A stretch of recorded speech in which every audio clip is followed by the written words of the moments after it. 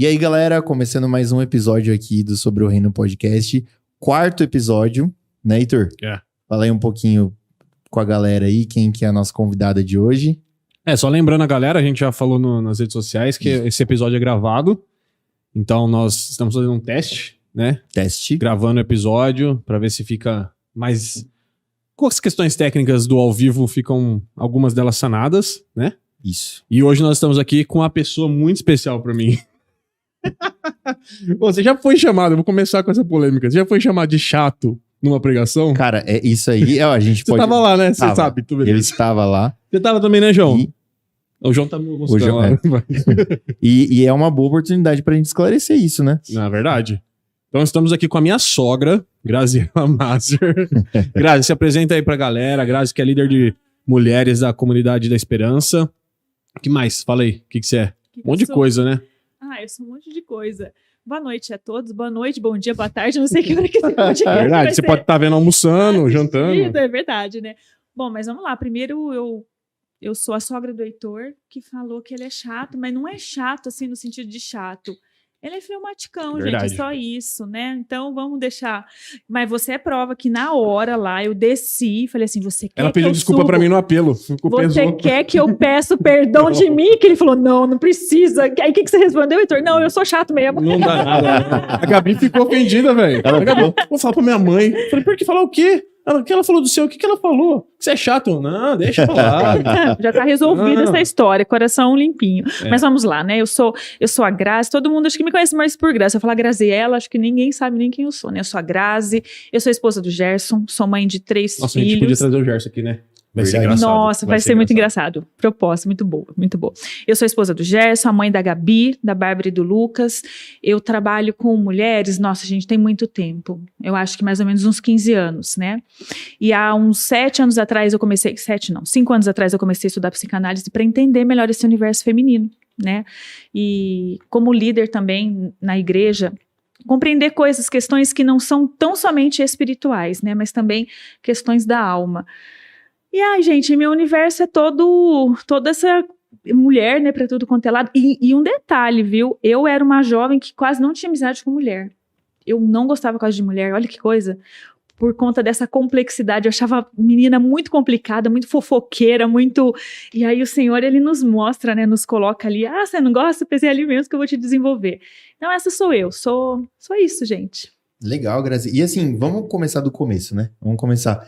Quem que era a Grazi, tipo, pequena, assim? Da onde você veio? Como que você era criança, assim? Criança. Sua história, vamos conversar. Minha história, então. Eu sou filha do seu Jair, que faleceu vai fazer 2 anos, né? Minha mãe chama-se Fátima. Eu nasci na região de Campinas, Carlinhos. Ali, até pertinho da igreja, ali perto da Bambini, sabe? Naquela ruazinha ali que passa... Que a gente tem... Agora tem um radar ali, chama Rua Havaí. Eu nasci ali. E de lá eu saí casada eu casei com 23 anos, então eu nasci naquela região, estudei naquela região.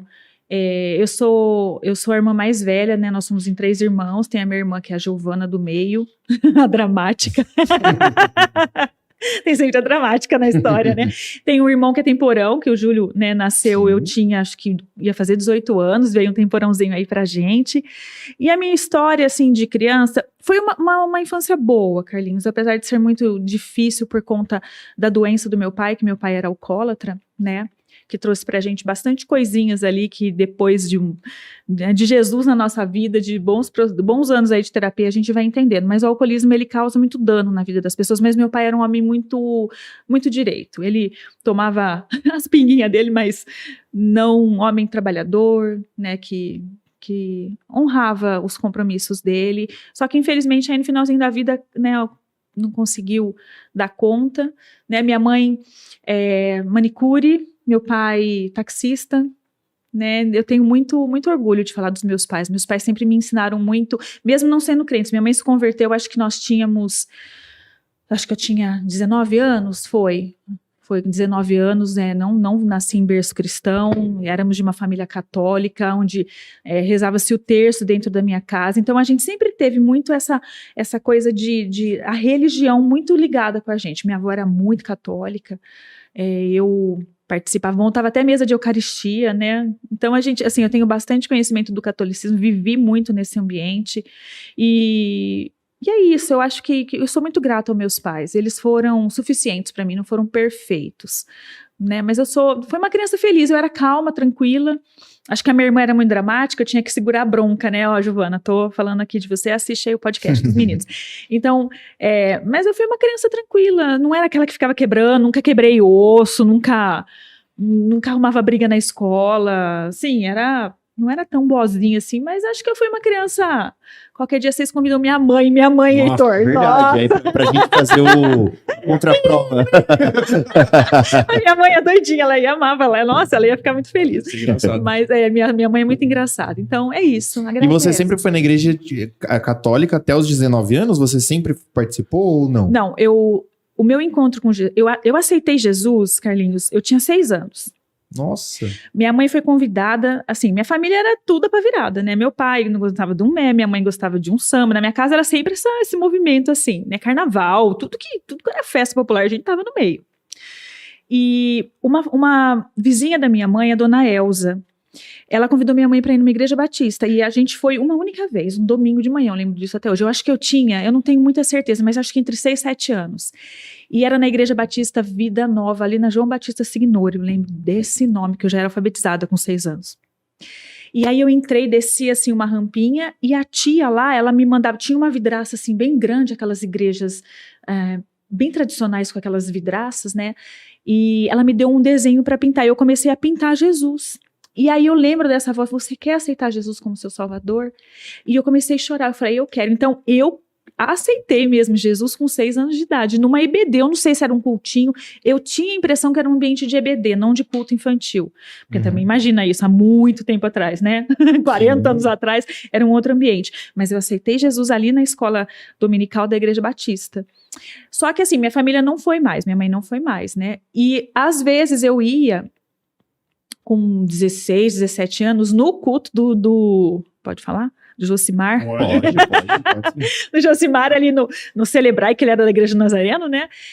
De segunda-feira. Então, eu assim, de quinta-feira eu ia pro Flor de Lis, de sexta-feira eu ia pro Arraial, de sábado eu ia pro Cambuí, e de segunda-feira eu ia pra igreja. Ia lá prestar meu culto para Deus. Então, essa foi a graça. Mas cresci ali, né, nesse ambiente de igreja católica, e depois eu me firmei mesmo quando eu engravidei da minha primeira filha. Que aí o Senhor mudou mesmo a história. Né, até porque eu fui mãe solteira, né? Então, falo isso com muita alegria. Foi muito difícil na época, mas o Senhor me deu uma filha muito preciosa, né, que mudou a minha vida. A Gabi veio para mudar a minha vida. Deus usou a gravidez para que eu entrasse ali realmente naquilo que o Senhor tinha de propósito para mim. Legal. E assim, dos 6 anos até os 16 você voltou para ir? Então, quando eu fui ser crismada, Carlinhos... Você fez crisma também? Eu não fiz, eu desisti. Tá, você desistiu. Eu desisti porque eu comecei a ler o livro de Daniel e o livro de Isaías. E aí eu chegava pro líder lá do Crisma e eu falava para ele assim, olha, isso daqui não pode, Jesus fica triste, porque Isaías fala muito das imagens em fundição. E eles não souberam me explicar aquilo. E assim, eu tive uma experiência não tão boa numa igreja católica. Agora o meu genro vai dar risada, né? Eu tava rezando porque meu pai sempre bebeu, né? Meu pai sempre bebeu. E num desses dias foi uma queda que meu pai teve. Minha mãe entrou com meu pai para fora, porque ele tava bêbado, e ele pulou o telhado e esmagou o pé. E aí foi uma situação, imagina, uma jovem aí de 14, acho que é 14 anos que a gente faz crisma, né? 14, 15 anos. E assim, eu fui pra igreja para rezar à tarde. E aí, ali no Vila Nova, na Nossa Senhora das Graças, a gente descia e tinha a imagem, né, da Nossa Senhora. E eu tava ali rezando com toda a minha devoção, eu juro. E quando eu olhei para aquela imagem, não foi legal o que eu vi. E eu saí correndo, Carlinhos. E aí aquilo começou a mexer demais comigo, né? Tinha alguma coisa naquela imagem, eu fiquei muito assustada, subi e eu nunca mais pisei numa igreja católica, até porque eles não souberam me explicar o que havia acontecido. Então, a partir daquele momento, eu abandonei o crisma e não fui mais na igreja católica. E aí deixei de ir nas outras igrejas também. E às vezes ia de segunda-feira, eu acho que na Nazareno mesmo eu comecei com uns 17 anos, quando eu comecei a trabalhar no shopping. Que eu tinha amigas ali que eram cristãs e me chamavam para ir. E a igreja evangélica é muito boa nisso também, né? Tipo de aprofundamento, né? Sim. Porque eu vim da católica também e eu sei que às vezes quando você vem com questionamento, eu sempre fui muito questionador. Quando você vai com questionamento, às vezes o pessoal que tá ali, coitado, né, também não é preparado pra responder as perguntas, né? E na igreja evangélica não, na igreja evangélica a grande maioria, eu acho. Mas na verdade eu acho que o que acontece na católica é que às vezes os caras sabem responder, mas se você quebra o... Cara, eu não queria falar comércio, mas você quebra, tipo, a fonte de renda, sabe? Mas não é só na católica. Sim. Tem muitas igrejas evangélicas também que passam por isso. Então, assim, não estamos falando só de católico.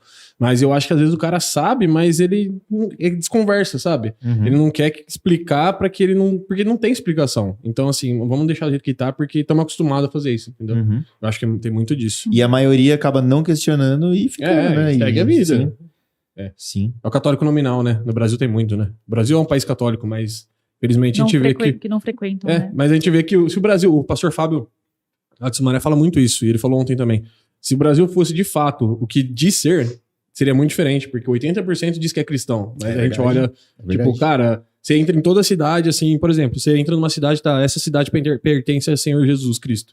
Aí você tá, tipo, 50 metros, você tem favela, e, tipo, você tem mendigo, você tem uma galera abandonada, é muito difícil isso. Tipo, nossa, é verdade, cara. Né? Se as pessoas vivessem mesmo, né, como se a gente fosse de fato um país cristão, seria muito diferente. Verdade. E o Grazi, e essa experiência teve com quantos anos? Que foi no momento que, assim, você aceitou Jesus aos 6. 6. Esse, como que fala? O acontecimento, episódio, foi o que virou a chave pra você ir pra evangélica de vez? Não, ou não? Eu acho que eu fui um pouquinho depois. A minha tia, nesse período, ela já tinha se convertido ao cristianismo, uma das irmãs da minha mãe. E assim que aconteceu isso, a minha tia começou a nos evangelizar. E aí eu até cheguei no momento, não sei se isso vai alcançar, eu cheguei para o padre Magalhães, que era o pároco daquela igreja. E eu perguntei para ele o que era aquilo, e ele me perguntou assim, tem algum protestante te evangelizando? Aí eu não sabia nem o que era protestante, porque imagina, 14 anos, né, a minha vida ali normal, eu falei, o que é protestante? Aí ele falou, algum crente, alguma pessoa. Eu falei, a minha tia. Ele falou, então tá explicado. Ele falou, eu não tenho mais nada para te falar. E aí eu não fui mais, Carlinhos, realmente... Mas assim, para eu ficar firme mesmo na comunhão ali, eu acho que foi mesmo depois que a Gabi nasceu. Eu acho que eu estava com 20 anos, 19 para 20 anos. Nossa, novinha, e foi mãe solteira. Fui mãe solteira, 19 anos. Eu não consigo nem imaginar, tipo, quão difícil deve ter sido, meu Deus. Nossa. Carlinhos, foi difícil, mas eu não sei se é porque eu aceitei Jesus, assim, eu me joguei mesmo no colo do pai quando eu engravidei. Então, assim, pra mim foi muito... Porque foi muito tranquilo pra mim. Eu não tive uma gestação com problema. A Gabriela era uma bebê muito boazinha. Não me deu trabalho, assim, tirando as questões, né, de cirurgia, que eu tentei parto normal e não teve dilatação, fiquei lá, né, 1 dedo, 2 dedos, eu perguntei pra moça, quantos dedos são pra criança nascer, né? E eu já tava, acho que 4 horas lá, colocaram coisinha e vinha, ela falou, são 10 dedos, eu falei, nossa, 4 horas, fiz uma conta de padaria, 4 horas, 2 dedos, faltam 8, vai 2 dias pra menina nascer, eu falei, vou morrer aqui, né? Aí eu falei, gente, não tava mais aguentando, vamos fazer uma cesárea? Eu falei, vamos agora, né? Tirando a cesárea, assim, foi um negócio... Nossa, deve ser chato. tenso também. É ruim. Deus. Não quero desanimar aqui, não. Mas eu acho que os dois, não, né? Mas o parto normal dizem que depois que tem, passa dor, né? O meu, eu tive um pouco antes, entrei em trabalho de parto, rompeu a bolsa, mas não tinha dilatação suficiente. Foi ruim. Mas tirando isso, assim, rachadura, né? Já Dia da Mulher aí, vamos aproveitar, né? Que não é fácil, tá, gente? É tudo lindo quando os filhos crescem, se dão bem, mas... Tem preços aí para serem pagos, né? Eu tive descolamento de bico do seio, ó, a cara dos meninos aqui, gente, maior engraçado. Terrível, né? Quando vocês forem pais aí, vocês vão ver. É horrível, assim, sabe? Porque não tinha mama para dar o mamazinho lá para ela. Aí a gente fica destruída, né, gente? Com corte na barriga. É uma catástrofe, gente. Quando uma mulher tá grávida, ela sabe que é um homem com gripe. Exatamente. Mas, assim, a Gabi era muito boazinha. Ela era uma criança muito, muito boa, né? E assim, eu não me casei com o pai dela, graças a Deus. Ele era o pai, assumiu, registrou, mas assim, a gente não casou, então eu não tive também a traumatização e o processo de divórcio na minha vida. Então eu acho que isso me ajudou muito. Isso é verdade. Deve ter sido difícil, mas ao mesmo tempo difícil. você não abandono, teve né? Porque assim, quando eu disse pra ele que eu estava grávida, é muito novo também. Hoje eu entendo isso, né? Ele bugou e ele fugiu da história. Apareceu quando ela tava pra nascer. Aí eu quase bati nele, umas coisas loucas, né? Essa cara plena aqui, xinguei, bati nele. Falei, sobe daqui, seu engraçado. Com razão, com razão. Chega com cheque, Carlinhos, e um carrinho pra mim. Eu falei, eu não quero dinheiro, eu queria um pai pra minha filha, porque afinal de contas eu fiquei 8 meses com ela aqui, né? E a gente, né, era médica, mas foi uma gravidez muito tranquila. E uma coisa também que eu quero pontuar aqui, que foi muito providencial na minha vida, como eu já vi a mão de Deus, o apoio da minha família. Né? Meus pais, assim, nunca, tanto que eu tinha tanta consciência, Carlinhos, que quando eu engravidei, que eu trouxe a notícia para minha mãe, falei, mãe, você não precisa ficar comigo grávida dentro de casa, eu vou embora. Ela falou, de jeito nenhum, você vai ter a menina aqui, você só vai sair daqui quando você estiver casada com ele ou sem ele. Nossa. Então, assim, os meus pais, apesar de toda uma família tudo desorientada, eu nunca tive nenhum tipo de acusação. Meus pais, assim, é o que eu falei, dentro da alimentação deles, eles foram muito bons pra mim. Eu nunca ouvi uma palavra do meu pai, tipo, você... Sabe essas coisas que a gente até ouve de algumas pessoas que sofrem de alcoolismo? Meu pai nunca. Então, essa rede de apoio pra mim, assim, foi muito... Foi de Deus mesmo pra minha vida. Então, foi uma gravidez muito tranquila, né? Então, foi isso. Legal, tipo, ter essa rede de apoio, né? Que normalmente, tipo, mano, imagina se você não tivesse essa rede de apoio, nossa, ia muito ser nova, né? Muito nova. Muito nova. Né? E aí a Gabi nasceu, e como que você já estava na igreja quando a Gabi nasceu? Já estava na Ebenezer, né? Ebenezer. Nessa época eu já tinha ido pra Ebenezer. Ebenezer é do Fredão, da época do Fredão. O Fred tomava guarda-chuvada na cabeça. Da Fernanda. Ele semana que vem. Semana que vem ele vai contar pra gente. Esses dias eu mandei uma figurinha pra ele. Da mulher? Da moça, assim, ela fazia uma cara e batia na gente, porque ela achava que todo mundo tava afim do Fred, era uma tadinha, ela tem probleminha mental, até hoje. E como que você conciliava, tipo, trabalho, igreja, Gabi, tipo, como que era essa... Sozinha? Sozinha, é. A rede de apoio, né? Rede de apoio. Minha mãe, como eu não queria colocar ela na escolinha, porque naquela época já tinha essas escolinhas de período integral, só que eram muito caras. Né? E eu trabalhava nessa época no shopping, eu trabalhei 8 anos no shopping Iguatemi. Eu tinha um bom salário, Carlinhos, eu ganhava muito bem. Mas ao mesmo tempo o horário é uma loucura. Só que assim, né? eu entrava 10 da manhã e saía naquela época eu acho que era 6 da tarde. E de segunda a sábado. Não tinha domingo ainda, quando a Gabi nasceu, eu não trabalhava de domingo. Quando eu engravidei, eu estava 6 meses na loja. Eu quase enlouqueci, porque eu era nova, eu tinha mudado de loja.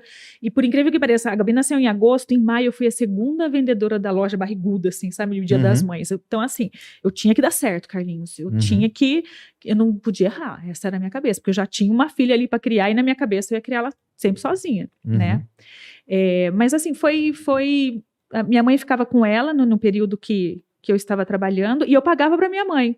Porque ao invés de eu pagar uma escolinha, eu falei, mãe, né? Minha mãe, eu tinha meu irmão também que tem 2 anos de diferença da Gabi, então tinha 2 bebês em casa. Estudei com ele. Exatamente, o Júlio.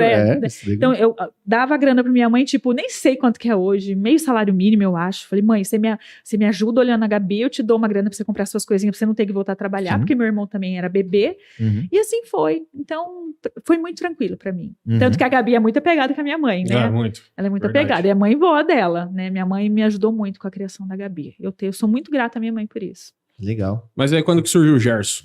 Então... Gercito, queremos você aqui, Gercito. Ela vai contar a história do nome. É bom. Não, calma, vamos por partes. O Gerson, assim, eu tinha folga alguns domingos, né? Que depois que a Gabi pegou 1 ano e pouco, o shopping começou a abrir de domingo. Então eu trabalhava um domingo sim, um domingo não. E meu pai era sócio ali da Bresc, não sei se vocês conhecem, o Clube Debaixo do Bonfim. E tinha um parquinho ali, um apoio legal, porque, né, eu morava em casa, não tinha, né, parquinho, nada, essas coisas de condomínio. E eu tava lá, e a Gabi acho que tava com 1 ano e meio, mais ou menos, né? E eu tinha determinado sobre o meu coração que eu nunca mais ia casar. Eu ia criar minha filha, tanto que a planta da minha casa, porque com essa idade da Gabi eu já tinha comprado um terreno e já tinha feito a planta da minha casa para começar a construir. Eram 2 quartos, sala, cozinha, era um quarto meu, um quarto da minha filha. Eu achei que nunca mais na minha vida eu ia casar na vida, a pedrada foi tão grande na cabeça que eu falei, Deus me livre essa história de casamento de homem, tô fora. Mas eu tava lá balançando a Gabi no parquinho e o Gerson passou, com um amigo meu do clube, né, o Rô. Aí, enfim, Carlinhos, foi assim, ele foi conversar com a minha irmã na história de novo. A minha irmã teve a cara de pau de falar pro Gerson que eu tinha mandado um beijo pra ele. E não é verdade isso, é mentira. Eu quero deixar aqui bem claro que era mentira. Eu não mandei beijo pra ele. Não, outra vez que ele me viu, ele, pra, né, aproveitar a situação, ele veio pra mim e falou assim, eu quero te agradecer. Eu olhei pra ele e falei, me agradecer do quê? Nunca tinha visto na minha vida. Ele tava com o Rodrigo. Tua irmã falou que você me mandou um beijo. Eu falei, deixa eu te falar uma coisa. Eu falei pra ele, já me armei. Olha aqui, eu falei pra ele, eu não mandei beijo coisa nenhuma nesse topete aqui. Eu não mandei beijo coisa nenhuma, eu sou uma moça direita, eu não quero saber dessas histórias. Catei a Gabi e larguei ele falando sozinho. E fui embora, eu fiquei muito brava. Aí a minha irmã levou, eu acho que era pager, um bip que tinha naquela época, há muito tempo atrás, né? Louvorzinho lá do Dia do Trono. Aí a minha irmã me mandou um código, eu não sei como que era esse negócio. Eu falei, não vou ligar, Giovana. Ela falou, ele é irmão lá da sua igreja. Eu falei, opa, irmão da igreja? Eu falei, de qual igreja? Eu não sei, lá de uma igreja, que a minha irmã nessa época não ia pra igreja, né? Eu falei, se tiver que você vai ser, desencanei. No outra semana, o bonito tava lá de novo, só que ele me pegou na saída do estacionamento. Ele falou assim, vamos tomar um sorvete na Sergel hoje? Eu falei assim, tá bom, te encontro na Sergel tal hora. Cada um no seu carro, não quero sem contato, sem relacionamentos. E aí começou, Carlinhos, de um sorvetinho na Sergel. Olha que da hora, mano, a insistência do Gerson. O bichão investiu pesado. Legal, não. Detalhe, vamos lá, Heitor, já começamos a namorar, o nosso tempo de namoro foi muito curto, acho que foram, acho que não chegou a 2 anos, uns 18, 19 meses, 18 meses, 1 ano e meio, acho.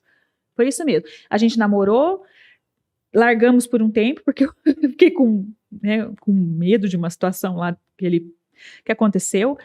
E depois noivamos e casamos, né? Mas um dia ele tava jogando bola e ele usava uma carteira bem brega, assim, sabe aquelas grandonas assim, ó, cafona pra caramba, olha só, gente. Com LED, é que não tinha LED, não tinha LED ainda, se tivesse.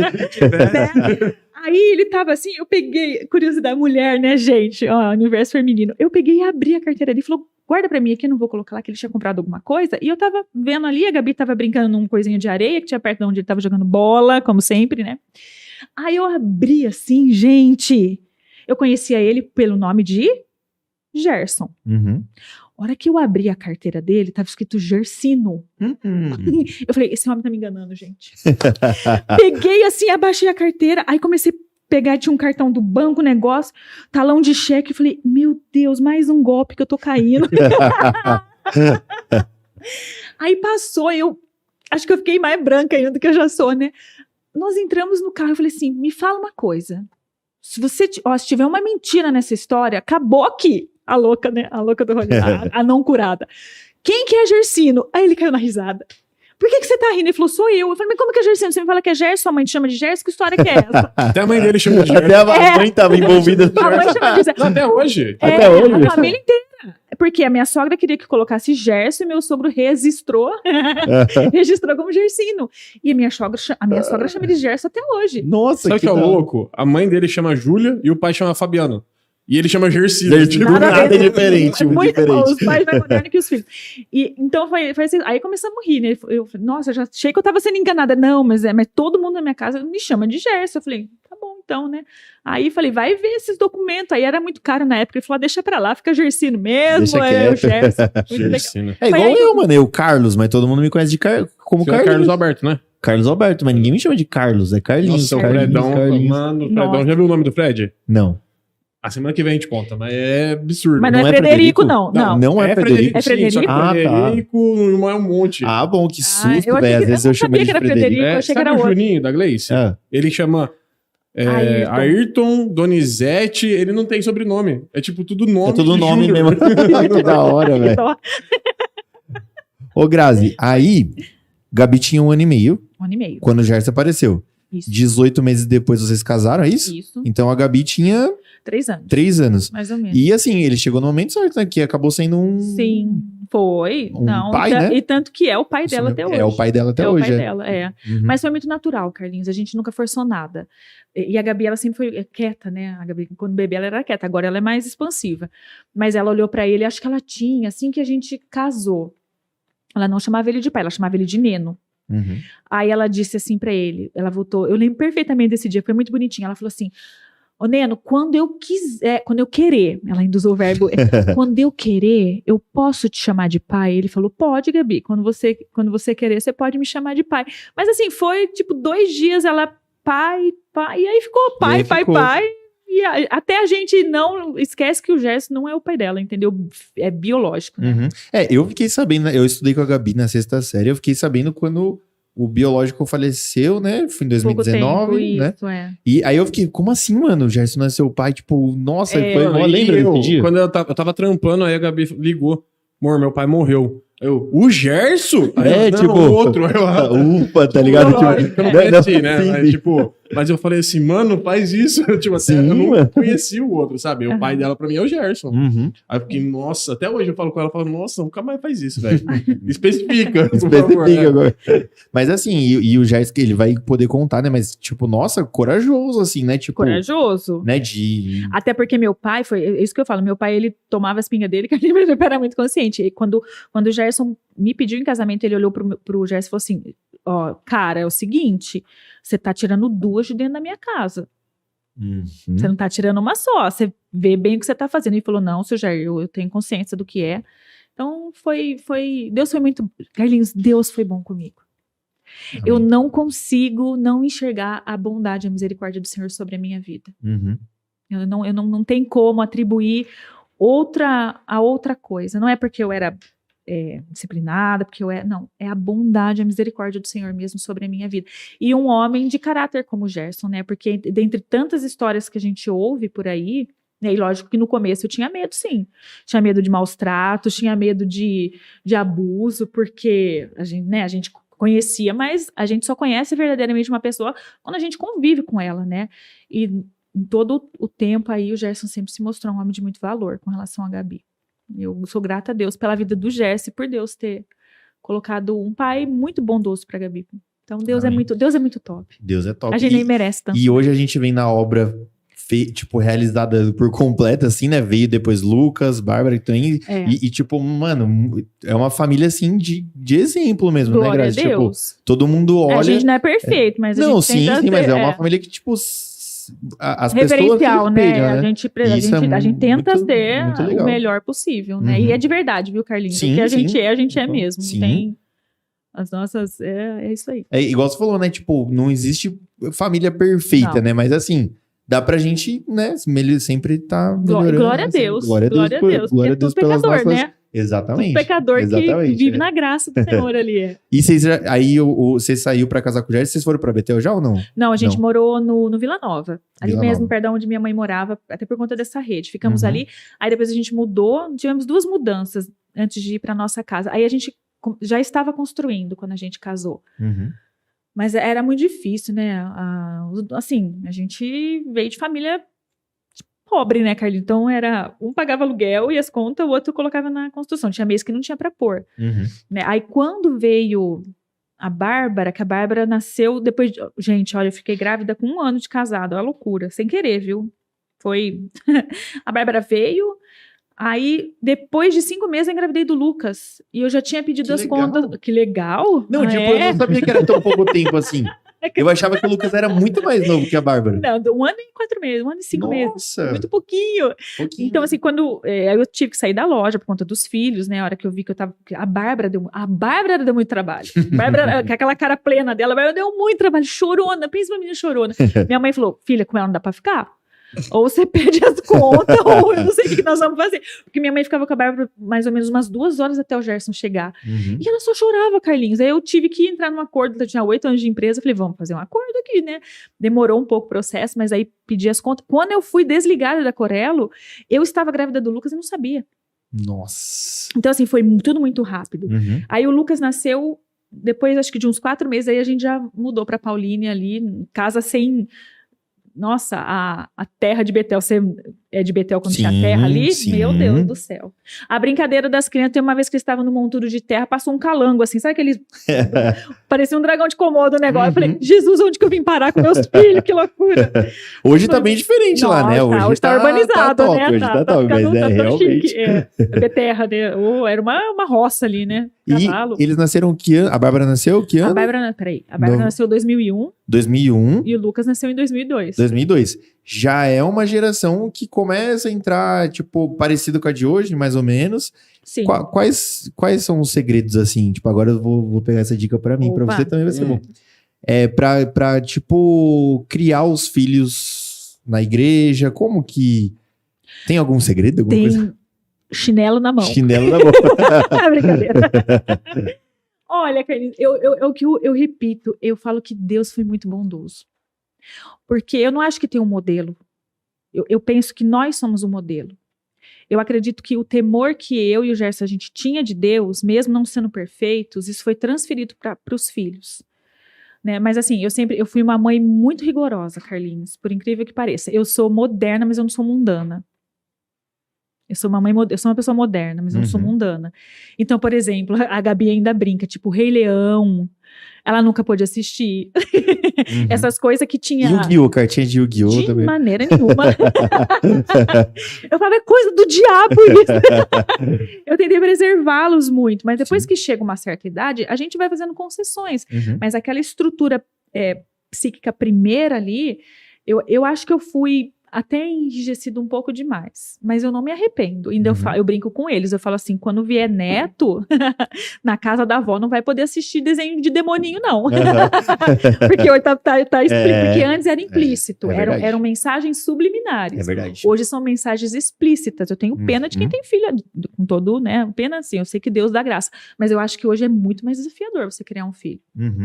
E eu vejo muito... Agora vamos entrar um pouquinho na psicanálise também, que a gente vai conversar bastante sobre isso. Tá bom. Mas assim, o efeito manada, ele sempre existiu, Grazi? Que assim, por que eu tô perguntando isso? O inconsciente coletivo? Por quê? Porque hoje eu vejo assim, que os adolescentes, por exemplo, vamos supor, uma família cristã, vamos supor que o filho dessa família cristã seja o único cristão da escola. A chance dos amigos puxarem ele, porque ele quer, né, tipo, o efeito manada, isso, né? Isso sempre existiu, até sempre. Sempre, inconsciente na sociedade. coletivo. Sempre. E isso é um grande obstáculo, né? Porque assim, poxa, imagina um adolescente... Eu não era cristão quando eu era adolescente, né? Então eu vivi normal, tipo, vivi normal. Mas assim, eu devo imaginar assim que deve ser muito difícil também, né? Tanto pros pais quanto pro adolescente seguir né? Eu acho que voltando para a primeira, eu já vou devolver aqui a segunda para vocês. Eu creio que o envolvimento, a gente sempre criou os nossos filhos em todas as atividades que a igreja proporcionava. Então, assim, eles não tinham muito tempo, essa foi uma direção que o Senhor nos deu. Tudo que tinha na igreja a gente estava envolvido. Parece até um ativismo, mas eu acho que é uma metodologia de preservação. Não que a Gabi, por exemplo, quando ela foi a primeira adolescente da casa, porque dela para a Bárbara são 5 anos de diferença. Ela ouvia música do mundo, né? Mas tinham coisas assim que eu não deixava ela ouvir. Eu digo assim, eu fui rígida, por exemplo, né? Ela é uma outra geração, mas ela usava roupinha da moda, passava maquiagem, né? Mas eu lembro de um dia assim que a Gabi falou assim, eu vou numa balada com 14 anos, eu vou com minhas amigas da ETEP, ela tinha acabado de entrar na ETEP. Aquele dia foi muito um confronto pra mim, Carlos, porque ela sabia que não era legal, e aí eu fui orar, eu falei, Senhor, o que eu faço? Porque eu falei, você não vai, te proíbo de ir nesses lugares, porque eu sei o que tem lá. Eu parei e falei, pera um pouquinho, a Gabriela, ela precisa viver as experiências dela. E aí, eu e o Gerson, nós fomos levar ali no Shopping Dom Pedro, tinha uma matinê ali, não lembro como que era o nome, bem na entrada das águas ali, eu acho. E quando nós deixamos ela ali, o Gerson falou assim, filha, você sabe que aí não é o seu lugar, né? Ela falou, pai, eu não vou fazer nada de errado, porque a Gabriela, ela é toda, né, não vou fazer nada de errado, vocês não confiam em mim? O Gerson falou, não, filha, a gente confia. Eu falei, Gabi, aí entra a mãe louca, né, do rolê, a ousada. Eu falei assim, você vai ter uma experiência tão ruim aí, filha, que você vai querer vir embora. Em nome de Jesus, eu falei pra ela, saímos do shopping, Carlinhos. Deu o quê? Meia hora ela ligou. Mãe, vem me buscar. Falei, vou, filha, agora. Eu não quis nem saber o que aconteceu. Ela entrou no carro meio chão, não sei se ela viu alguém que ela gostava, aí, Heitor, coisa de 14 anos, tá beijando alguém, eu não sei que rolê que foi. Mas assim, ela ficou tão então, sabe essas experiências com Deus? Mas pode ser que algumas pessoas que ouvirem não vai ter essa mesma provisão de Deus, né? Mas assim, eu penso que você colocar o teu filho nesse ambiente saudável que é a igreja, e mostrar para eles que a igreja é o melhor lugar do mundo, é a manifestação do céu na terra, a igreja é para ser um ambiente saudável, um ambiente de cura. Então meus filhos sempre foram submetidos a esse lugar, né? E ali onde eles tinham, porque não estudaram em colégio cristão, eles tinham que que fazia diferença. Mas eu acredito que tiveram, assim, coisinhas de adolescente, porque a gente também não pode mecanizar os nossos filhos. Ficar, é lógico tipo, bitolado assim. Não, eu não era assim. Eu evitava coisas muito que eu via que aquilo não ia ser bom para ela. É lógico que ela ouvia escondido. Sim. Eu não tenho dúvida disso. Mas esse desenvolvimento de amar a Deus como uma escolha, não como uma imposição. E a gente falou sobre isso no último podcast, você falou, na verdade, né? Verdade. Que assim, a gente às vezes quer passar. A gente sabe o que é certo e o que é errado, né? Mas a gente quer. Não quer deixar eles viverem as experiências. Exatamente. Né? E vocês foram muito corajosos também, né? Tipo, de levar ela lá e tal. E mesmo vocês sabendo que não é o lugar. Deixei a Gabi chorando ali. Aí sabe aquelas coisas de mãe desesperada? Senhor, eu imagino. A minha filha foi consagrada no altar. O Senhor, sabe, um silêncio, né? Uma experiência assim, até pra mim. Mas pode ser que não acontecesse e ela. Né, eu não sei, Carlinhos, eu nunca tive. Deus foi muito misericordioso. Eu digo assim, eu não sei se a gente acertou tanto, né? Erramos em algumas coisas, mas o Senhor nos deu muita. Foi um favor, foi a graça mesmo de Deus, né? De vê-los. E é o que eu falo para todas as mulheres hoje, né? Como líder do ministério, eu falo assim: os nossos telhados são de cristal, né? Os nossos telhados para sempre são de cristal, porque há muitas mulheres que entram em uma culpa muito grande, por exemplo, hoje o que eu tenho muito ali na clínica, né? Pessoas que se culpam, por exemplo, quando um filho pré-adolescente diz que tem atração por um menino. O homossexualismo que está muito, o inconsciente que você falou ali, coletivo, isso virou meio que uma manada, um efeito manada, está na moda agora, né? Infelizmente. E mulheres se culpam por isso, levam uma vida com culpa muito grande. Então, a gente precisa ter sobre o nosso coração, como mulheres, essa certeza de que, entre erros e acertos, nós fizemos aquilo que a gente sabia.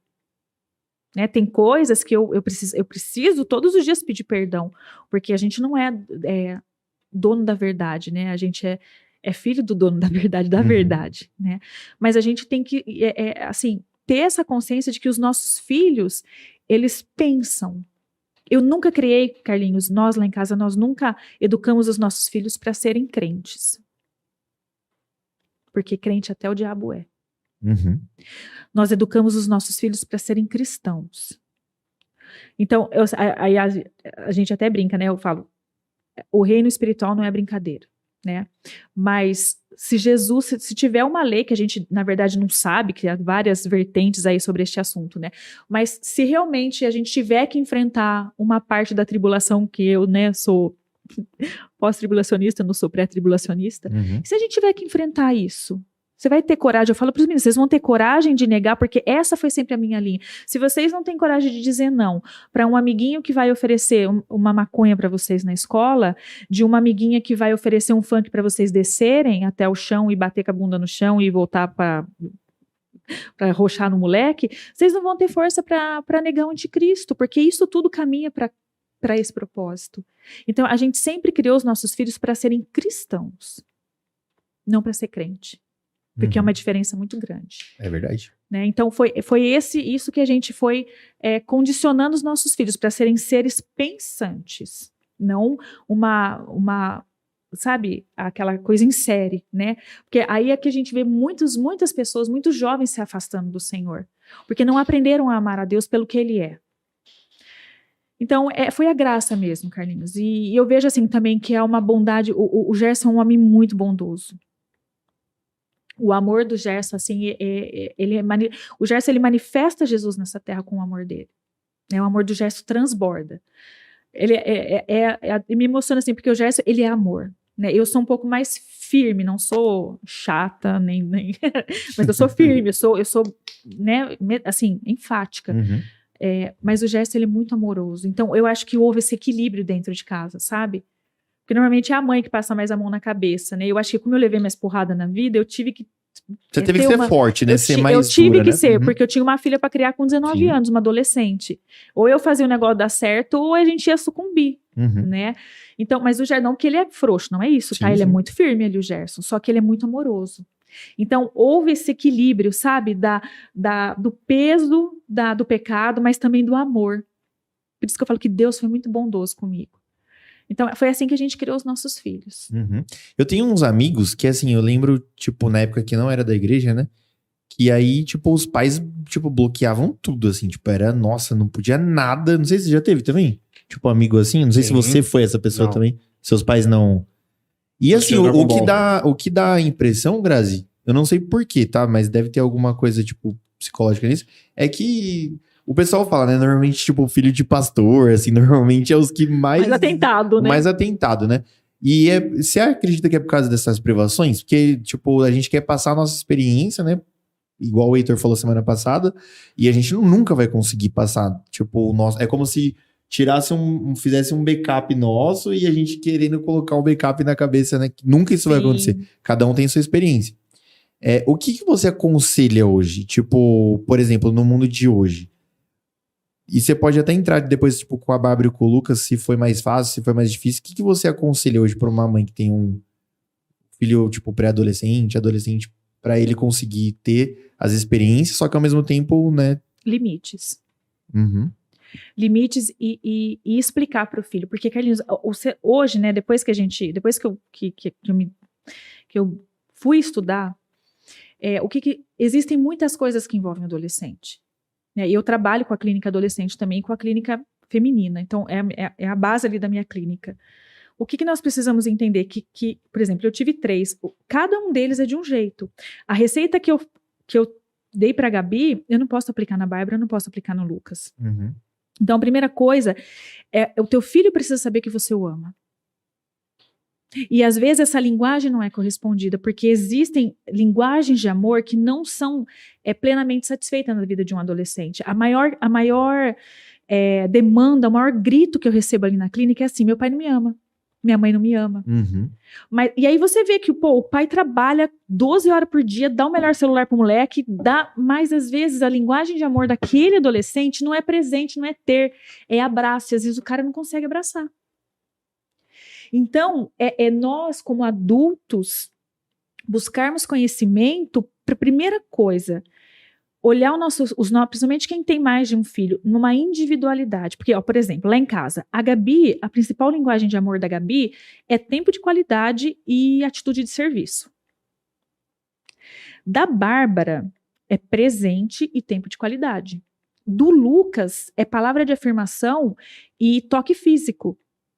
Então, se eu beijar a Bárbara, porque é uma das últimas dela, a Bárbara ela não é muito pegajosa. O Lucas é mais o Gerson.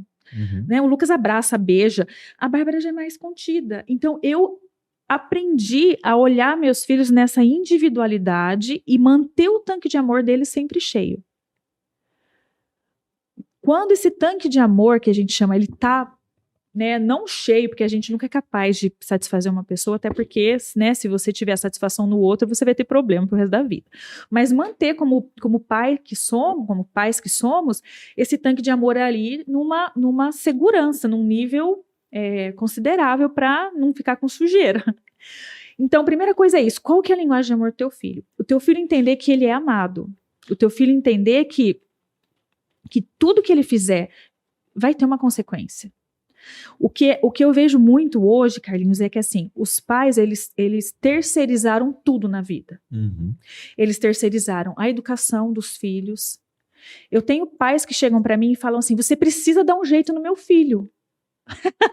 Você dá um jeito no meu filho? Eu falo: dou sim, querida, a primeira consulta é com você. Vamos fazer com você. Porque a Super Nani é pros pais. Então, por quê? Como que uma terapeuta vai dar jeito no filho de alguém se as regras dentro de casa não são estabelecidas? Então, precisam ter regras, precisa ter amor e precisa ter consequências quando essas regras são descumpridas. Eu acho que esse é o segredo, né? E é lógico... Aí, Carlinhos, a gente vai entrar numa... Nós vamos ficar aqui até amanhã. Por quê? E quando esses pais não sabem dar isso? Porque é a maioria da sociedade que eu tenho hoje em mãos. As pessoas trabalham demais para terem coisas e aquilo que o dinheiro não pode comprar, elas não têm condições de ter. Então, isso é muito profundo. A igreja precisa voltar para o princípio que ninguém quer coisas. As coisas vão embora. A gente perde, a gente passa por uma crise financeira, a gente perde um carro, algumas famílias perdem uma casa. Mas se a fundamentação da família é o amor, não tem como dar errado, Carlinhos. Então, é o amor. É o amor, Carlinhos. E você falou acho que foi uma pregação sua ou uma oração que você fez na igreja, uma vez, uma vigília, eu acho, não sei. Você falou, né, sobre o metro quadrado, você lembra disso que você falou? O metro quadrado que o metro quadrado mais caro não é em Nova York, na nossa casa. Lar, e é exatamente isso que você tá falando, né? Isso. Foi na virada de ano. Virada de ano, isso. Foi lá na virada de ano. E é exatamente isso que você tá falando, né? Sim. É importante, a gente tendo o amor, assim, em casa, tudo bem, é importante a gente buscar recurso para manter, mas assim, a nossa fé não pode estar nisso, né? Não. E veja só, não tem nada de errado você dar um iPhone 16, sei lá que número que tá aí, não tem problema nenhum. Se você tem condições, glória a Deus, você dá um carro pro teu filho, não tem problema nenhum.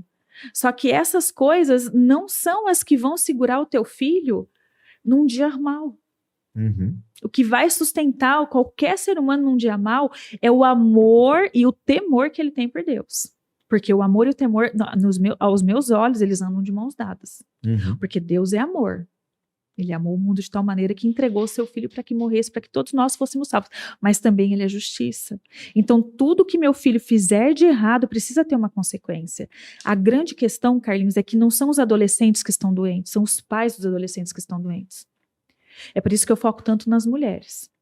Porque uma mulher bem ajustada, não perfeita, uma mulher equilibrada, uma mulher que sabe quem ela é, o propósito dela, de quem ela é filha, que ela tem um dono, ela vai dar conta de manter esse lar em harmonia, não em perfeição. Porque perfeito é Cristo e nós buscamos o aperfeiçoamento. Então, esse é o segredo. Pais. Tem um livro, eu acho que é do Augusto Cury, que chama Samitiba. Pais Brilhantes, Filhos Fascinantes, Pais Fascinantes. Uma coisa assim. Um livro muito bom. Os pais estão doentes. As famílias estão doentes. Porque pessoas sãs geram pessoas sãs. Pessoas doentes geram pessoas doentes. Então, é um grito é um olhar que a gente precisa ter sobre a igreja, sobre o reino. Vocês, né, que ainda não têm filhos, o que vocês vão deixar para os filhos de vocês? Você falou que queria dica. É o amor, Carlinhos. É amor, limites e consequências daquilo que ele descumprir. Não tem. E se a gente olhar, é a Bíblia. Uhum. Porque tem horas, você pensa que eu não falhei, Carlinhos, muito? A Gabi tem uma história que ela conta que eu taquei um abajur na cabeça dela. Eu nunca tive abajur em casa, tá? Na época dela. Mas olha só, uma adolescente, sei lá, uma criança, porque criança que aumenta, né? Eu lembro assim, que a Gabriela, ela é muito desafiadora, né? E ela foi mal criada comigo. E eu tinha um controle. Eu falei, menina, e taquei o controle. Ela falou que eu taquei abajur na cabeça. Olha, hoje eu ia presa, né? Mas uma criança aumenta tudo. Falhei? Claro que falhei. É um desequilíbrio isso da minha parte hoje. Mas você imagina, uma de 8, um de 3 e um de 2. Né? Fazer a comida. Não justifica, mas não fui perfeita, Carlinhos. Não fui perfeita. Mas assim, fiz aquilo, chorou. Filha, me desculpa, você me perdoa? Não sei. Foi tá, né? Mas tá perdoado, eu creio, porque deu tudo certo. Sim. É isso, errou. Nós também erramos, volta pra rota. Né? Porque errar pecar é errar o alvo. Volta pra rota, pede perdão pro teu filho. Qual que é o problema de um pai pedir perdão para um filho quando erra? Sabe? Não tem como. Não tem. Mas aí, pais doentes, filhos doentes. E a gente, o Heitor, não sei se você vai lembrar dessa conversa que a gente teve, que você falou sobre os presentes, né? Uhum. O Heitor uma vez chegou pra mim e falou, Carlinhos, meu sonho era ter um Up. Aí eu comprei o Up. Aí, tipo, eu enjoei do Up. E a gente sabe disso, né? E hoje, vamos desmistificar uma coisa primeiro, Grazi? Sim. Que eu sei que muitos cristãos aí têm muita dúvida. Linguagem do amor no meio cristão. A linguagem do amor existe mesmo? Sim. Pro cristão, ok? Porque eu já vi muita gente falar que, não existe. Existe.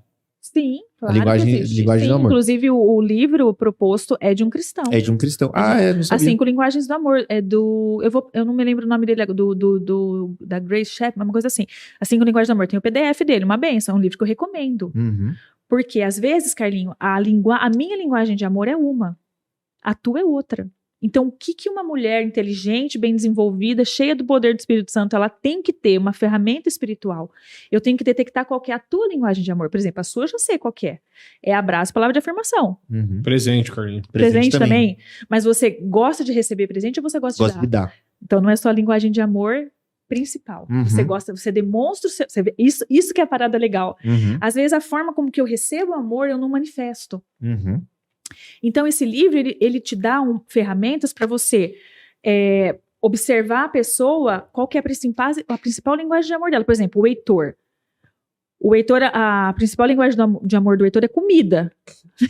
Amém. Tá vendo? Você tem que trazer sobre roda. Exatamente. Tem Ele talvez seja presente. Ele faz de conta que não gosta, mas ele gosta. Talvez o tempo que a gente dedica. E palavra de afirmação também. Uhum.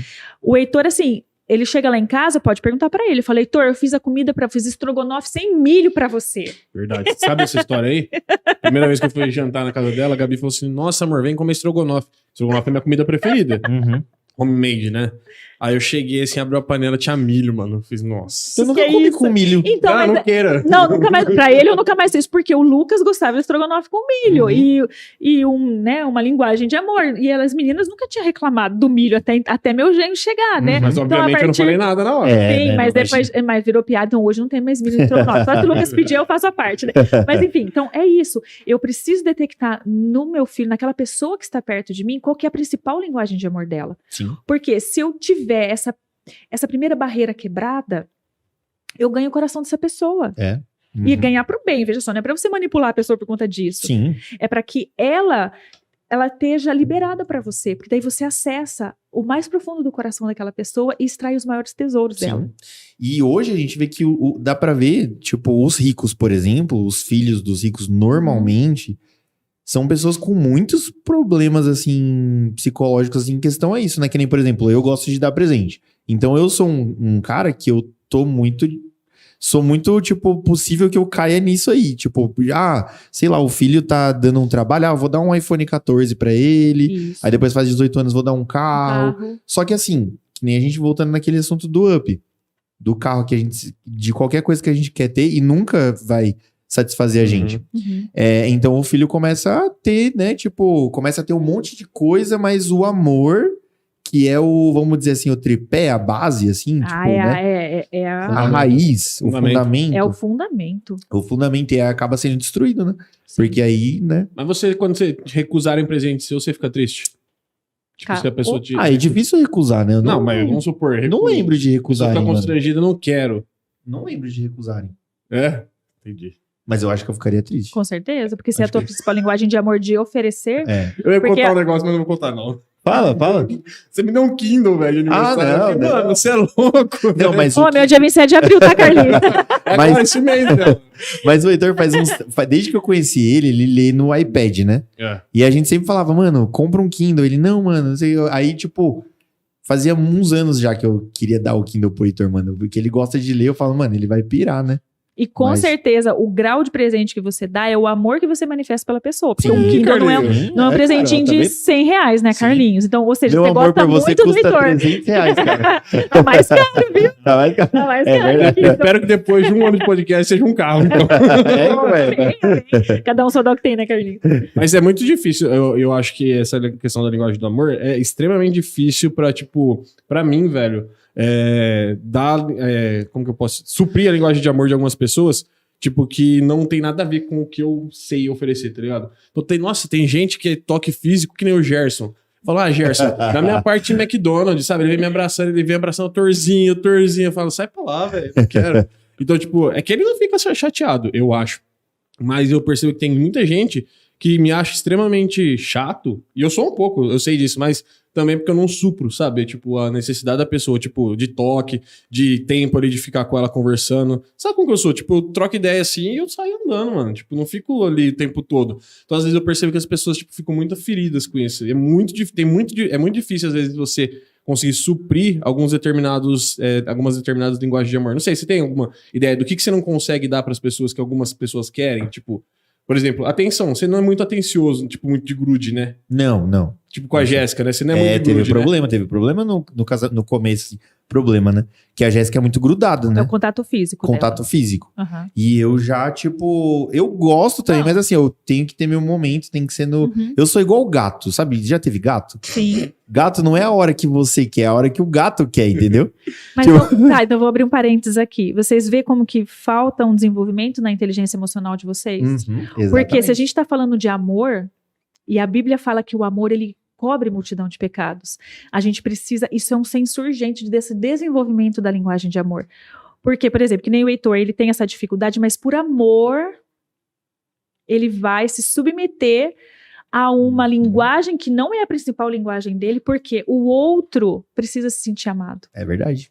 Então, falta um desenvolvimento. E isso, gente, é uma dispensação de muita dedicação e de muita obediência, Carlinhos. Porque eu também, antes de eu me aprofundar, né, até na neuropsicanálise, porque isso para mim foi um divisor de águas, é assim, tipo, pô, cara, cresce, meu, eu te amo, mas não vou ficar te abraçando. E não tá errado isso. Porém, se eu quero alcançar o coração daquela pessoa, desculpa, eu preciso me dispor, porque se Jesus fez isso... É verdade. Né? Para aquele que precisava ser curado, ele curou. Para aquela que tinha uma deficiência na alma, ele ofereceu água da vida. Para aquele que precisava que ele fosse jantar na casa dele, ele foi. Para aquele que precisava de uma palavra de afirmação, ele deu. E para todos nós ele deu perdão. Então, assim, o próprio mestre nos ensinou isso. Então, é uma dispensação realmente de querer ser mais parecida com Jesus. E não é falsidade, porque é uma linha muito fina. Não é para você ser falso. É para você desenvolver aquilo que para você não faz sentido, mas que o meu irmão precisa daquilo para ele se sentir amado. Porque nós somos, Carlinhos, a manifestação de Deus nessa terra. E se as pessoas não verem Jesus na minha vida, como que fica? Então, é um desenvolvimento. E veja só, não é uma crítica, tá? É só uma ferramenta poderosa para que todos nós possamos desenvolver essas habilidades. Porque quando eu ganho o coração de uma pessoa, a gente transforma o coração daquela pessoa, por conta de Jesus. Então, por isso que chama-se inteligência emocional, porque é um desenvolvimento. Então, a gente precisa, sim, desenvolver essas ferramentas e entender. Por exemplo, eu não sou muito do toque físico também. O Heitor sabe, eu não sou. Só que o Lucas é. O meu esposo é. Eu preciso, aí é o negue-se a si mesmo. Quem quiser vir após mim, negue-se a si mesmo. Uhum. Toma a sua cruz e siga-me. Eu não sou a louca de ficar apertando, eu sou meio que gata, assim. Só que o meu marido é. E eu tenho um compromisso com ele diante de Deus. Eu tenho um filho que se eu não abraço, eu não beijo, ele acha que eu não o amo da mesma forma que eu amo as meninas. Porque para mim, como a minha principal linguagem de amor, eu recebo amor e demonstro amor com serviço. Então, quem que é a melhor filha do mundo para mim? A Gabi. Por quê? Porque a Gabi, ela faz. A Gabi era né? Quando a Gabi era solteira, a gente não precisava ter ninguém em casa. Mas não é. Né? Eu tenho... Todos ali me amam. Eu amo a todos. Então, a gente vai... É uma habilidade. É uma ferramenta que a gente precisa do Espírito Santo para desenvolver. E é muito difícil, né, Grazi? É muito difícil, nossa, Carlinhos. É muito difícil. Faz muito sentido. E como, tipo, a semente do pecado original, vamos dizer assim, tá enraizado na gente, né? Porque grita na gente o egoísmo, né? Sim, é por que eu tenho? Porque, cara chato, que criança, que infantil. O que custa, cara? Não entendi. Se o maior ápice do amor foi a cruz. O próprio Jesus não queria ir pra cruz, mas ele foi. Né? Ele, Pai, se possível, afasta de mim esse cálice. Ele negou-se a si mesmo e foi pra cruz para que a gente tivesse salvação. O que é pra mim, tipo, o Heitor... Né, minha principal linguagem de amor não é palavra de afirmação. Fala, nossa, Heitor, camiseta bonita. Ele fala, obrigado. Mas eu fiz minha parte. Eu tô em paz com isso. Né? Por exemplo, você aí que provavelmente você deve receber amor pelo que você faz aí como atitude de serviço. Né? Se a pessoa te ama quando ela tá com você, sim, seu aniversário lá, se a gente não vai, você fica chateado. Sim. Mesmo que hajam umas totais desculpas. Ali, ó, Carlinhos. Mas... Ó, vamos lá, o cara que nem a gente, um dia do seu aniversário, trabalhamos, saímos de uma festa e fomos lá te dar um abraço. Meu, a Grazi e o Gerson é a melhor pessoa do mundo. Por quê? Porque eu alcancei teu coração, eu toquei a tua linguagem de amor. É verdade. Entende? Então, é um exercício difícil, mas é capaz. E o primeiro passo é conhecer. São 5 linguagens. Quais são, Grazi? Elas estão relacionadas aos sentidos, né? Eu recomendo o livro As 5 Linguagens do Amor. Recomendo. Eu acho que é do Gary Chapman o livro, se eu não me engano. Não. Né, Heitor? Toque físico, né? Que é o grudentinho. Palavra de afirmação. Atitude de serviço. Tempo de qualidade. E presente. Né? E tem pessoas que têm mais de uma linguagem. Quando a pessoa, ela, por exemplo, trilíngue, é muito mais fácil de você acertar. O duro é quando a pessoa só tem uma linguagem de amor. Até a gente descobrir... Mas assim, é muito fácil o teste. Você quer ver? Ó, Carlinhos, como que você se sente amado? no seu aniversário, como que você se sente amado? Eu já dei o spoiler aqui, tá? Mas vamos lá. O Heitor também já dei. Heitor, no dia do seu aniversário, como que você se sente amado? Presente é bom. E sair pra comer num lugar bom. Você tá vendo? É presente porque sair pra comer, né, é o dar pra ele. É presente. A principal linguagem de amor do Heitor talvez seja presente. Né, a tua, no seu aniversário. É uma pergunta muito básica pra gente fazer. Você não deixou te dar presente no teu aniversário? Eu me sinto constrangido. Presente não. Presente. Olha que estranho isso, né? Por que você ama com presente? Então. Vamos pro divã. Olha aí. Tô tendo uma sessão aqui do Morning. Então. É interessante isso, porque você tem a gente tem, às vezes são as mesmas, mas muitas vezes a gente tem essa dualidade. Eu recebo amor de um jeito e eu dou amor de outro, né? Então é normal isso, não tá nada disfuncional aí não, tá, Carlinhos? Faz parte. E a gente tá superficial ainda, eu já tô pensando, cara, eu preciso de umas sessões aí, a gente vai vendo. Todos boleto já. Inclusive um spoiler, Jaircito está se formando, já se formou, então pros homens. Você atende homem? Eu atendo. Atende homem, então, galera? Atendo, mas assim, eu prefiro... Eu prefiro, assim, esposos, filhos, a gente atende. Porque o universo masculino é muito diferente, né? Entendi. O homem, ele é mais comportamental mesmo. Uhum. A mulher, ela é mais almática. Uhum. Então, é toda uma... Até por conta de formação, né? Neuroquímica, fisiológica, estrutural. A mulher é toda mais frufru, não tem jeito. Né? O Jair já tá atendendo? O Jair já tá atendendo. Então já tem as duas opções. Você atende as meninas e o Jair as meninas. Que legal, a Jéssica aí, ó, terapeuta. Já é. Amém, vamos fazer. Já falei pra Jé fazer. Eu faço de domingo. Com certeza. Eu faço de domingo. No almoço. E aproveita, já pega das duas fontes. Mas o Dé Fernandes, ele perguntou um negócio aqui, e é interessante que a gente não sai do assunto. Ele falou, qual que é a importância de falar de saúde mental na igreja? Cara, isso é importante, porque tenho visto muita gente, e eu vou falar irresponsável para não usar outra palavra, que tem uns caras aí fazendo uma grana, tipo, em curso, pra, tipo, assim, o curso vai te curar. Coaching. Né? Não é só coach, tem... esqueci hipnose, o nome agora. Né? Que eles usam lá um termo relacionado à mente mesmo, de que, tipo assim, cristão não precisa de fazer terapia. Tipo, o curso dele vai te ajudar a você vencer isso com a leitura bíblica e só isso, tá ligado? Isso foi um tabu, né? Muito tempo Graças a Deus. Ainda é, velho, porque assim, tipo, parece que... Mas já foi muito pior, né? Deve ter sido, Nossa, gente, eu sou de um tempo, não era psicanalista ainda, mas que, por exemplo, quando uma esposa de pastor entrava num período de... uma coisa... Fato, tá? Fato. Mulher entrou na menopausa, ela tem uma queda de testosterona, todos os hormônios. Ela entra né? Ela vai murchando. Normalmente, naturalmente, a gente já entra num estado de depressão, não a depressão, doença, mas a gente vai decaindo. Quantas esposas de pastores, gente, que chegavam num estado, às vezes, até de depressão, porque não cuidou da parte fisiológica dela da forma correta. Aí a patologia vai para a questão da alma. Porque vai virando, porque nós somos corpo, alma e espírito, é um tripé. E a igreja, sei lá, gente, vamos falar o que é isso, de 10 anos atrás, uma esposa de pastor que tinha depressão era coisa do demônio. Uhum. Ela não tinha fé, o que o pastor fez com a esposa, não cuidou da esposa. Quantas mulheres, Carlinhos, eu tive a oportunidade de conhecer. Há 10 anos atrás eu não tinha o conhecimento que eu tenho hoje. Mas para a glória de Deus, olha, uma coisa que eu glorifico a Deus dessa pandemia foi essa abertura para as questões da alma nossa, né? E aí vem também todo esse inconsciente coletivo, tudo agora é ansiedade, né? Tudo agora é ansiedade, síndrome do pânico, né? Chegam pessoas lá pra gente e falam assim, nossa, eu tive uma crise de pânico. Peraí, o que você teve?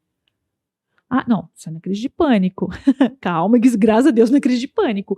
Mas então, assim, houve sim um tempo muito difícil na igreja, de que tudo era associado a demônios. A pessoa não podia ter nada, era demônio, era falta de fé, ela não tinha fé, ela não tinha... Mas isso, graças a Deus, melhorou muito. Uhum. Eu acho que hoje, eu não sei se a nossa denominação, ela né, até a nossa própria doutrina wesleyana, a gente tem esse conhecimento científico muito forte para nós, isso pra gente é importante. Eu acho que isso, assim, é mais uma característica de algumas igrejas que não dão muito ouvido para a ciência também, porque eu acredito que a fé e a ciência, elas têm que andar de mãos dadas, né? Com certeza. Tá. Mas até dentro da nossa denominação tem muito crente que tem muito bloqueio, né, de procurar ajuda, né? Sim, porque é vergonhoso, Heitor. A pessoa associa isso à fraqueza, associa isso à falta de fé. Uma pessoa que entra, por exemplo, numa depressão, tá, nossa, implicitamente ali ligada à falta de fé, como que se não fosse algo fisiológico, porque existem questões, e vamos lá, é uma linha fina, tá, gente? Há coisas que Satanás aproveita da nossa fragilidade para nos prostrar. E existem coisas que são doenças. A depressão, ela é uma doença, ela é neuroquímica, ela precisa muitas vezes de uma suplementação neural, algum remédio, alguma medicação, para a pessoa sair daquele quadro. E isso tá tudo certo, eu não tenho, né? Vamos supor, olha, isso tem que cair por terra, e eu creio que isso alcance muitas pessoas.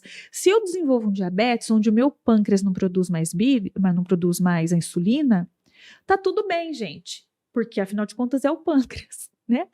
Agora, se o meu cérebro tem uma disfunção neural, por exemplo, ele não produz ocitocina, ele não produz substâncias que vão me dar bem-estar, que normalmente é lá para menopausa, na adolescência. Ai, nossa, eu não tenho fé. Então, o mesmo cérebro que sustenta o pâncreas para não produzir insulina, ele não serve para não produzir ocitocina.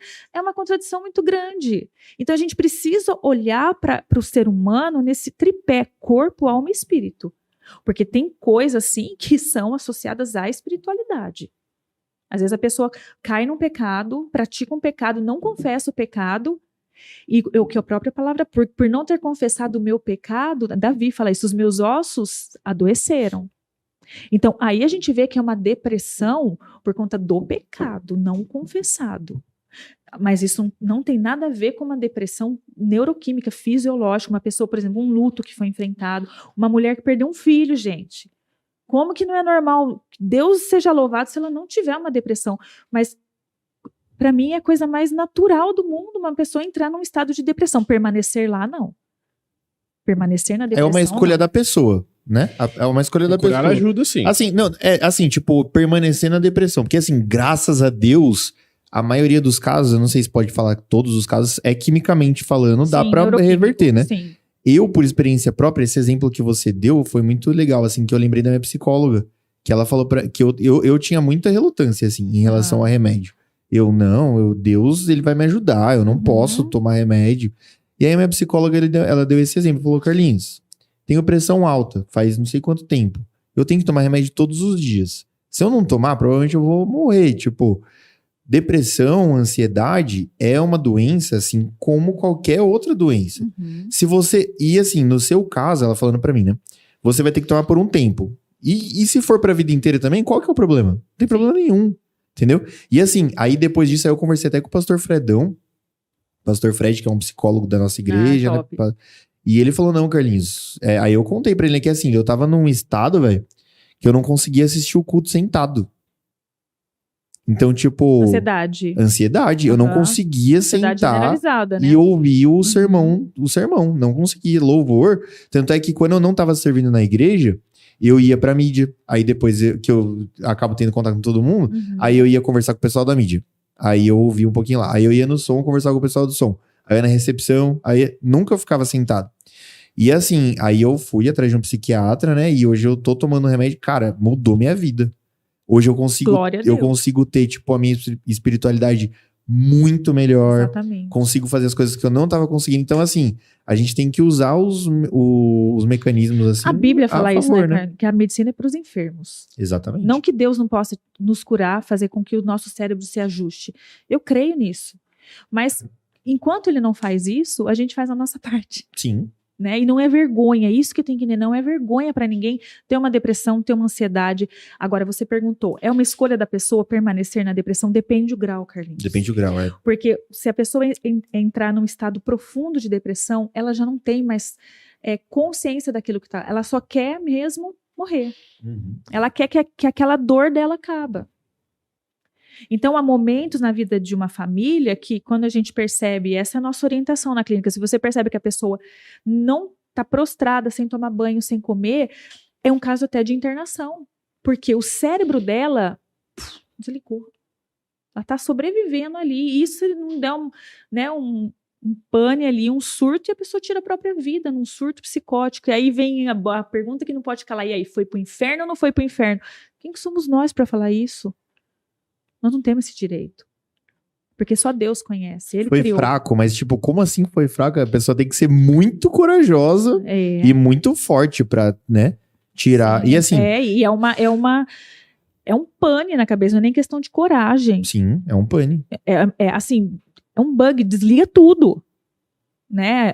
É um negócio muito louco. Acho que não é nem questão de coragem, acho que sabe, é triste. Então, tem depressões, sim, que não depende só da pessoa, Carlinhos. As fases iniciais, por exemplo, uma ansiedade que começa, né? O Dé perguntou aí, a questão da saúde mental na igreja. A gente tem falado muito isso, porque a mulher ela é mais exposta, né? A mulher ela é mais aberta para as coisas. Tanto que ela vive mais porque ela se cuida mais. Né? A mulher vai ao médico, pelo menos é para ir, pelo menos uma vez por ano. O homem não. Quer ver? Quando que você foi de uma vez no médico, Heitor? Tá vendo? Aí. É assim, né? Por exemplo, o Gerson chegou a uma determinada idade, tem que fazer exame de próstata. Não tem jeito, meu amigo. Faz parte, você quer ter saúde? Vamos lá, vamos fazer a nossa parte, porque Deus já fez a dele. Sim. Então, a gente precisa, assim, olhar para o ser humano nessa... A gente é muito complexo, mas também ao mesmo tempo muito individual, é lindo isso. Cada caso é um caso. Uma ansiedade é uma coisa, um transtorno de ansiedade generalizada é outra coisa, depressão é uma outra coisa, surto psicótico é outra coisa. São coisas totalmente diferentes, mas que estão todas ali, ó, de mãozinhas dadas, porque ninguém acorda surtado num dia. Ninguém acorda um surto psicótico. A pessoa era super normal, acordou surto. Não. Ela teve uma ansiedade, ela teve um TAG, que é o transtorno de ansiedade generalizado, provavelmente precedido de uma depressão que ninguém percebeu, porque às vezes a pessoa não deixa transparecer a tristeza da alma dela, ela tá com o rosto sorrindo, mas lá dentro ela tá destruída. Ô Grazi, e qual é o termômetro pra gente saber, tipo, por exemplo, assim, quando eu falei de depender só da pessoa, não é sozinha, mas assim, por exemplo, eu tenho casos próximos que, por exemplo, a pessoa não procura ajuda. Então, assim, tipo, ela fica presa no quarto, entendeu? E não procura ajuda. Então, assim, é importante também a pessoa... Meu sogro falava muito isso, tipo, me ajuda, sabe? Tipo, e se tiver sem força, mesmo assim, falar, né? E qual que é o termômetro? Como eu sei que eu estou com depressão? Claro que é difícil ter um autodiagnóstico. Sim. Mas assim, tem sinais, né? Tem sinais. Quais são os sinais? A perca de interesse pelas coisas primárias. Por vários dias seguidos? Sim. Porque, por exemplo, Heitor, a gente que é mulher, né? Quando chega a fase da TPM, a gente vira um outro ser humano, né? a gente vira uma outra mulher, porque é hormônio. Então, é isso que precisa ser observado. É uma questão hormonal. É um diabetes que ela desenvolveu, um problema de tireoide, porque tem várias coisas que podem estar acontecendo com aquela pessoa que podem ser associadas à depressão e não é. Alimentação pode ser também. Triglicérides, diabetes, mexe muito com a pessoa. Mas é a perca de interesse pelas coisas básicas na tua vida. Como, por exemplo, tomar banho. Sabe aquela pessoa assim, a pessoa tinha a maior alegria de ir para a igreja, de repente ela não quer mais ir para a igreja. A pessoa tinha a maior alegria de estar lá numa resenha com as amigas, tomando café. Não tem mais. Tipo, ir no cinema, assistir futebol, por exemplo. O que você mais ama, você não tem mais vontade. Uma perca de interesse pelas coisas primárias. Aquela pessoa que cozinhava todo final de semana para a família, ela para de cozinhar. Então, sempre tem sinais. É que, às vezes, na correria do nosso mundo, a gente não para observar as pessoas da forma correta. Às vezes, a gente para julgar, mas nunca para observar e ajudar. Então a gente precisa, até para isso, meninos, a gente precisa pedir para Deus esse olhar, sabe, amoroso, né? Porque tem pessoas que são silenciosas, tem depressões que são muito silenciosas. Uma outra vertente, tá? O excesso de atividade. Porque você já provavelmente estava no início de alguma situação aí, não sei como que foi o seu diagnóstico, um começo de depressão, uma ansiedade. Foi ansiedade generalizada. TAG. E TDAH também, né? Que você aí tem a hiperatividade. Então, aqui assim, o meu psiquiatra, ele segue uma filosofia lá, que é, tipo, inglesa, que assim, ele não trabalha com diagnóstico. Ele trabalha com sintomas. Exatamente, vamos resolver o seu sintoma. Então ele vai escrevendo, né? O que você sente? Tá, mano, ele escreve. O meu, tipo, deu umas 5 folhas. Sua anamnese assim. Foi enorme. Aí ele falou, cara, você tem, sei lá, tipo, dificuldade de dormir? Então vamos resolver isso. Você tem. Entendeu? Ele vai no sintoma. Nas fontes, né? E é legal que, assim, na segunda, eu vou a cada 2 meses. E aí, na última, né? Eu falei assim pra ele, eu falei, doutor, eu preciso de 1 grauzinho a mais nesse remédio aí. Dá 1 grauzinho só pra eu ficar bem. 0,25 miligramas. Sabe o que ele falou? Não. Vai dormir mais cedo. Não vou dar, porque eu não quero tirar a sua ansiedade, ele falou. Porque o meu problema é ansiedade. E a minha ansiedade é ao contrário, eu travo. Eu não faço muita coisa, eu travo. Certo. Isso me atrapalha muito. Então ele falou, não, Carlinhos, eu quero deixar você ansioso mesmo, você vai sentir. É natural, né? Porque se eu aumentar a sua dose, você vai ficar grog, entendeu? Você vai ficar tipo, quero ficar deitado o dia inteiro, entendeu? Tipo... É isso que é importante entrar com o processo terapêutico, Carlinhos. Porque talvez o que desencadeia todo esse processo de ansiedade na sua vida são conteúdos inconscientes que você nem tem noção. Sim. Coisas que, sabe aquela coisa que você fala assim, pô, mas eu sabia que eu tinha que fazer isso aqui, mas eu não consegui fazer de novo. Por quê? Porque às vezes não é o que é agora da tua consciência, é algo que está embutido lá atrás. Às vezes a minha teoria, tá? A minha clínica, eu trabalho com a ressignificação da nossa criança.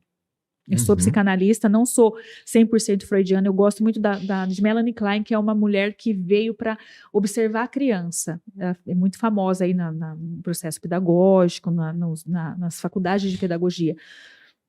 Mas para mim, quando a nossa criança, porque todos nós temos uma criança interior, até porque os traumas primários que são estabelecidos na vida de um ser humano tá desde a fase embrionária até essa geração mais novinha aqui, até uns 8 anos. Né, a minha geração que é mais velhinha até os 9, 10 anos.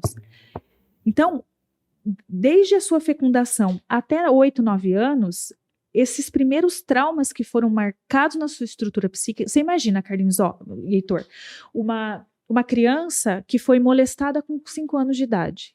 Ela não tem estrutura psicológica, física, mental, emocional, espiritual para entender aquilo. Então, aquela traumatização de uma molestação, ela é colocada... Deus é tão perfeito que ele criou esse lugar chamado inconsciente. E aí, essa dor excessiva, ela é jogada lá dentro. Mas o Senhor, ele quer que a gente seja curado. Então, quando essa menina cresce, lá para a fase da puberdade dela, da adolescência, ela isso aqui começa a vir. Quando ela vê alguma coisinha aqui que mexe com ela, primeiro o namoradinho que toca nela, o menino que vem e toca nela, ela passa mal, porque o inconsciente fala, opa, a figura masculina que me molestou quando eu tinha 5 anos. Ela contou pra mamãe. Isso no inconsciente, Grazi. Ela não ela tá consciente, ela lembra? Normalmente sim. A não ser que tenha sido muito bebezinho. A partir de 4, 5 aninhos, normalmente a pessoa lembra dos abusos. E se for bebezinho, ainda assim tem trauma? Com certeza, Carlinhos. E dá pra acessar? Esse trauma, sim? Com a hipnose, sim, né? No bebê. Né? Agora, essa menina, que imagina essa criança que com 5 anos foi, né? Eu tenho, né? A pessoa veio, olha, eu sofri um abuso com tal idade, mais ou menos. Eu só lembro do cheiro da pessoa. Nossa. Eu lembro do que ele fez, mas não lembra porque Deus não permite, Deus é lindo. Então, mas isso fica guardado ali, porque se a pessoa não tem demência nem amnésia, tá registrado, Carlinhos, tudo é registrado. Né? O nosso cérebro, ele registra tudo. Sons, os olhos, os ouvidos, esses órgãos sensoriais, eles registram tudo e mandam para lá. Então tá guardadinho aqui. E tem coisa que tá na nuvem, né, Grazi? Nem tudo tá no subconsciente. O subconsciente, assim, o inconsciente, imagina um iceberg. 70% é o nosso inconsciente. 70%? Caraca. 20% nosso subconsciente, 10% consciente. Nossa. Então você imagina uma traumatização infantil que não sustenta a mulher aqui. Né? Porque eu tenho pessoas que chegam para mim e falam assim, moças, né, Grazi, olha, eu só tenho um relacionamento problemático. E assim, você vai, aí voltando aqui nesse trauma infantil, a gente, muitas vezes, não é uma regra, mas a maioria das vezes está aqui. Então, o que eu trabalho na questão da saúde mental, que também entra a questão psiquiátrica aí, né, que já não é minha área, mais para os profissionais da área, mas nessa questão da saúde emocional, que está ligado com a mente, lógico, é a gente fazer no meu caso que é mais mulher, essa mulher aqui hoje, né, por exemplo, uma mulher que não consegue se relacionar com ninguém. O que aconteceu com ela? Que modelo que veio dessa família? Aí entra também a clínica que eu pratico, que é o quê? A ressignificação dessa criança. Ela vai olhar para a criança dela e falar assim, tá tudo bem, a gente foi abusada. É o perdão. Então, Carlinhos, é tão complexo, e Heitor, é muito complexo. A alma ela é muito complexa e não tem uma regra, não é matemático. Porque cada ser humano é de um jeito. Às vezes o que para mim é um trauma, sabe aquela pessoa que fala assim, nossa, eu tenho medo de barata. Fala, para de frescura, não é? Uhum. Mas a pessoa tem medo de barata. Para ela, a barata é um elefante voando. Para o outro, vai lá e pisa, tá tudo bem. Porque cada pessoa é de um jeito. Então, quando a gente olha, é o que Jesus fez a vida inteira. Ele olhava a individualidade, o que tu queres que eu te faça? Né? A pessoa chega lá para mim e fala, o que você quer? O que você precisa? E aí a gente começa um trabalho, né?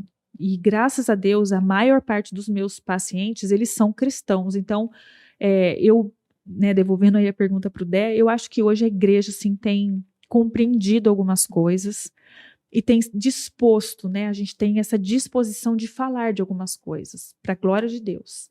Então, é muita coisa que envolve. Então, é um processo. Não adianta você, eu vou lá fazer uma sessão, tô curada. Não, isso aqui não é sessão espírita, minha filha. Né? Não é charlatanismo, que é o negócio. Tem caso que demora, tipo, 10 anos, né, Grazi? Tipo, claro, sempre crescente, mas tem caso, né? Tem pessoas que têm acompanhamento psicológico a vida inteira, dependendo do que foi o trauma, porque não é brincadeira. A maioria, né? E aí entra as questões das neuroses, né, meninos? A questão da psicose, que são coisas diferentes, né? Então, na neurose é muito mais fácil de você administrar. Mas, por exemplo, um serial killer, o que a gente fala pra pessoa? O cara que tem uma psicopatia. Ele não tem sentimento. Ele entra aí, essa molecada que entra e mata todo mundo na escola. Aí você vai lá perguntar pro menino, você tá arrependido? Não. E aí? Remédio, não tem o que fazer. Não tem o que fazer.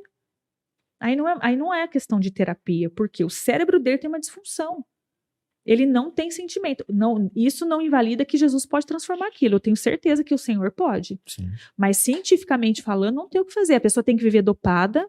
Né? Por exemplo, um esquizofrênico, num espectro muito alto, ele tem que ser medicado, porque ele dá uma crise nele, ele vê o cara no teto que vai matar a mãe, aí ele pega é uma loucura, sabe? Ele descompensa toda a estrutura familiar. Então, o que a psiquiatria faz? Ela prefere manter o indivíduo dopado, porque ele não vai fazer mal para ele, não coloca a vida dele em risco e a vida das pessoas que estão ao lado dela. Mas aí são casos mais, né, graves, que também nem é para mim isso, né? Isso aí é mais psiquiátrico mesmo. Mas aqui no campo das neuroses, que é o problema que a gente tem com a gente mesmo, né? Eu comigo mesmo, é assim que eu trabalho. Então é muito complexo, Carlinhos. Mas é lindo quando a gente vê, assim, sabe, uma mulher ressignificada, restaurada, sabe, sabendo quem ela é, sabendo que o passado dela não define quem ela é agora. É lindo o caminho, mas é um processo dolorido. E a primeira coisa que a minha paciente, quando chega, fala, você sabe que é um processo que vai doer. Você vai querer desistir. Vai mexer em ferida. Meu Deus. Mexe com o pai, mexe com mãe, mexe com o tio, porque é uma estrutura familiar. Nós somos aquilo que nós recebemos dos nossos pais. E se você não olhar para isso e não reconhecer isso, a história se repete na sua vida. Você já viu aquelas famílias assim que a mãe é envolvida com traficante, casou com traficante, a menina é filha de traficante, ela casa com traficante. Sabe essas histórias? Tem gente que chama assim? de maldição hereditária, né? Exatamente. E não é. Isso daí é o quê? É a epigenética. É o meio que ela tá e essa repetição de padrão, que se ela não mudar, se ela não criar uma conexão neural nova na vida dela, e olha só, uma conexão neural é o quê? Eu vou, por exemplo, eu tenho tendência na minha casa para ser obesa, ter diabetes, eu entendi um dia que eu não quero repetir esse traço. Eu não quero. Então, eu comecei a mudar a minha vida 1 ano para um novo neurônio se formar e mandar uma informação para as minhas células. Olha isso, Carlinhos. Nossa. Há 21 dias eu vou ter uma nova... Não é assim que funciona. 21 dias você desperta para algumas coisas. 40 dias você entende. Só que para criar um neurônio novo de uma coisa nova, são 180 dias. Para aquilo nascer e você entender que aquilo é uma informação que vai mudar a tua vida, 1 ano. Por isso que não pode desistir do processo. Sabe a pessoa que fica sem fumar, sem beber, as recaídas que tem, é neural. É lógico que Tem as questões espirituais, com certeza. Sim. Mas aqui falando nessa questão, né, da emoção, é assim que as coisas funcionam. Ô, Grazi, e a pergunta que vale $1 milhão? Você vai pagar? Todo mundo precisa de terapia? Todo mundo. Todo mundo, não Todo tem mundo. exceção nenhuma. Mesmo que seja uma vez por ano. Uhum. Porque terapia é autoconhecimento. E Oséias fala, o meu povo perece por falta de conhecimento. É eu conhecer quem eu sou. É autoconhecimento e conhecimento do alto que a gente precisa. São 2 conhecimentos que um cristão precisa. O conhecimento do alto e o autoconhecimento. Porque se eu não sei as minhas limitações, Carlinhos, quando vier um embate na minha vida, eu não vou ter estrutura para permanecer. Aí dá ruim. Uhum.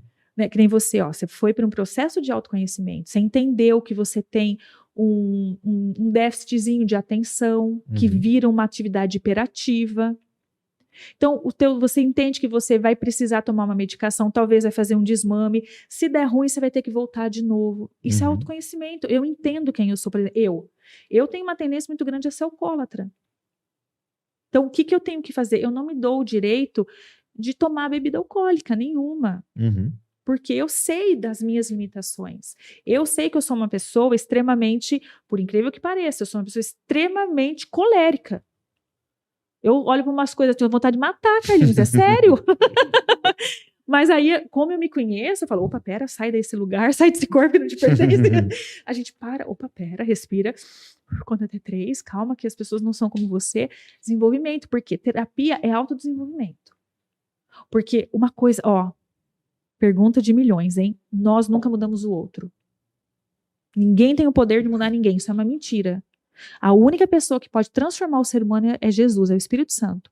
Eu não tenho poder, Carlinhos, de mudar você. Eu não tenho poder, eu não tenho mudar o jeito do Heitor. Eu nunca vou mudar o Heitor. O Heitor nunca vai me mudar. Agora, qual que é a nossa responsabilidade? É como que eu vou gerenciar o que o outro faz para mim? Porque aí entra a reação. Eu não posso mudar. Ah, ela é grossa. Eu não vou mudar. Nunca vou fazer uma pessoa ser uma florzinha de Jesus. Mas como que eu vou administrar a grosseria dela para... Isso é minha responsabilidade. A grosseria dela para comigo. Como que eu vou lidar com isso? Já que eu não mudo você, eu preciso aprender a administrar o que você faz comigo. Isso é inteligência emocional. Só que se eu também não me conheço, depende do jeito que você faz para mim, dá ruim. Dá ruim. Então, terapia, gente, para mim eu não vou dizer de maneira nenhuma que seria uma covardia da minha parte falar que é tão importante quanto ler a Bíblia, de maneira nenhuma, tá? De maneira nenhuma. Mas é algo muito essencial. É uma linha tênue, né? É uma linha tênue. É essencial na vida da pessoa, né? E não tô dizendo que tem que ser uma muleta. Sim. Eu não vendo muleta, Carlinhos. Eu não pratico nenhuma... muito pelo contrário. A minha meta, se é que eu posso chamar assim, eu não quero que minhas pacientes fiquem comigo toda semana. Tem pessoas que chegam ali que precisam de um atendimento semanal. Mas qual que é a minha meta mesmo? Tipo, ó, querida, você vai ter que ficar comigo, tipo, cada 2 meses. Nossa meta, não seja daqui 1 ano, 2 anos. Eu não quero, porque você vai ter que aprender a lidar com as suas situações. Porque eu me conheço, eu conheço quem é o meu Deus, e eu tenho condições de colocar em prática tudo aquilo que eu sei. E aí a gente desenvolve seres humanos pensantes, não robôs, né? Top, conversa. Ô, Grazi, uma dúvida que eu tenho. Sim. E que eu tenho certeza... Será que eu respondi a pergunta do André aí? Respondeu. Tá muito bem, inclusive. Qual caso procurar uma psicóloga e qual caso procurar uma psicanalista? Olha, se é que existe diferença, eu não sei. Não, são ciências distintas, né? A psicologia, linda, maravilhosa, é uma psicologia, tá? Ela trabalha mais com a questão do comportamento. A psicanálise, tanto que os dois, a base tanto da psicologia como a psicanálise é a teoria freudiana. É Freud, que é o pai, né, da psicanálise. A psicanálise, o Carlinhos, ela trabalha mais com esses conteúdos inconscientes, que foi o que eu te falei. Entendi. Porque o que a gente entende? Por exemplo, por que eu...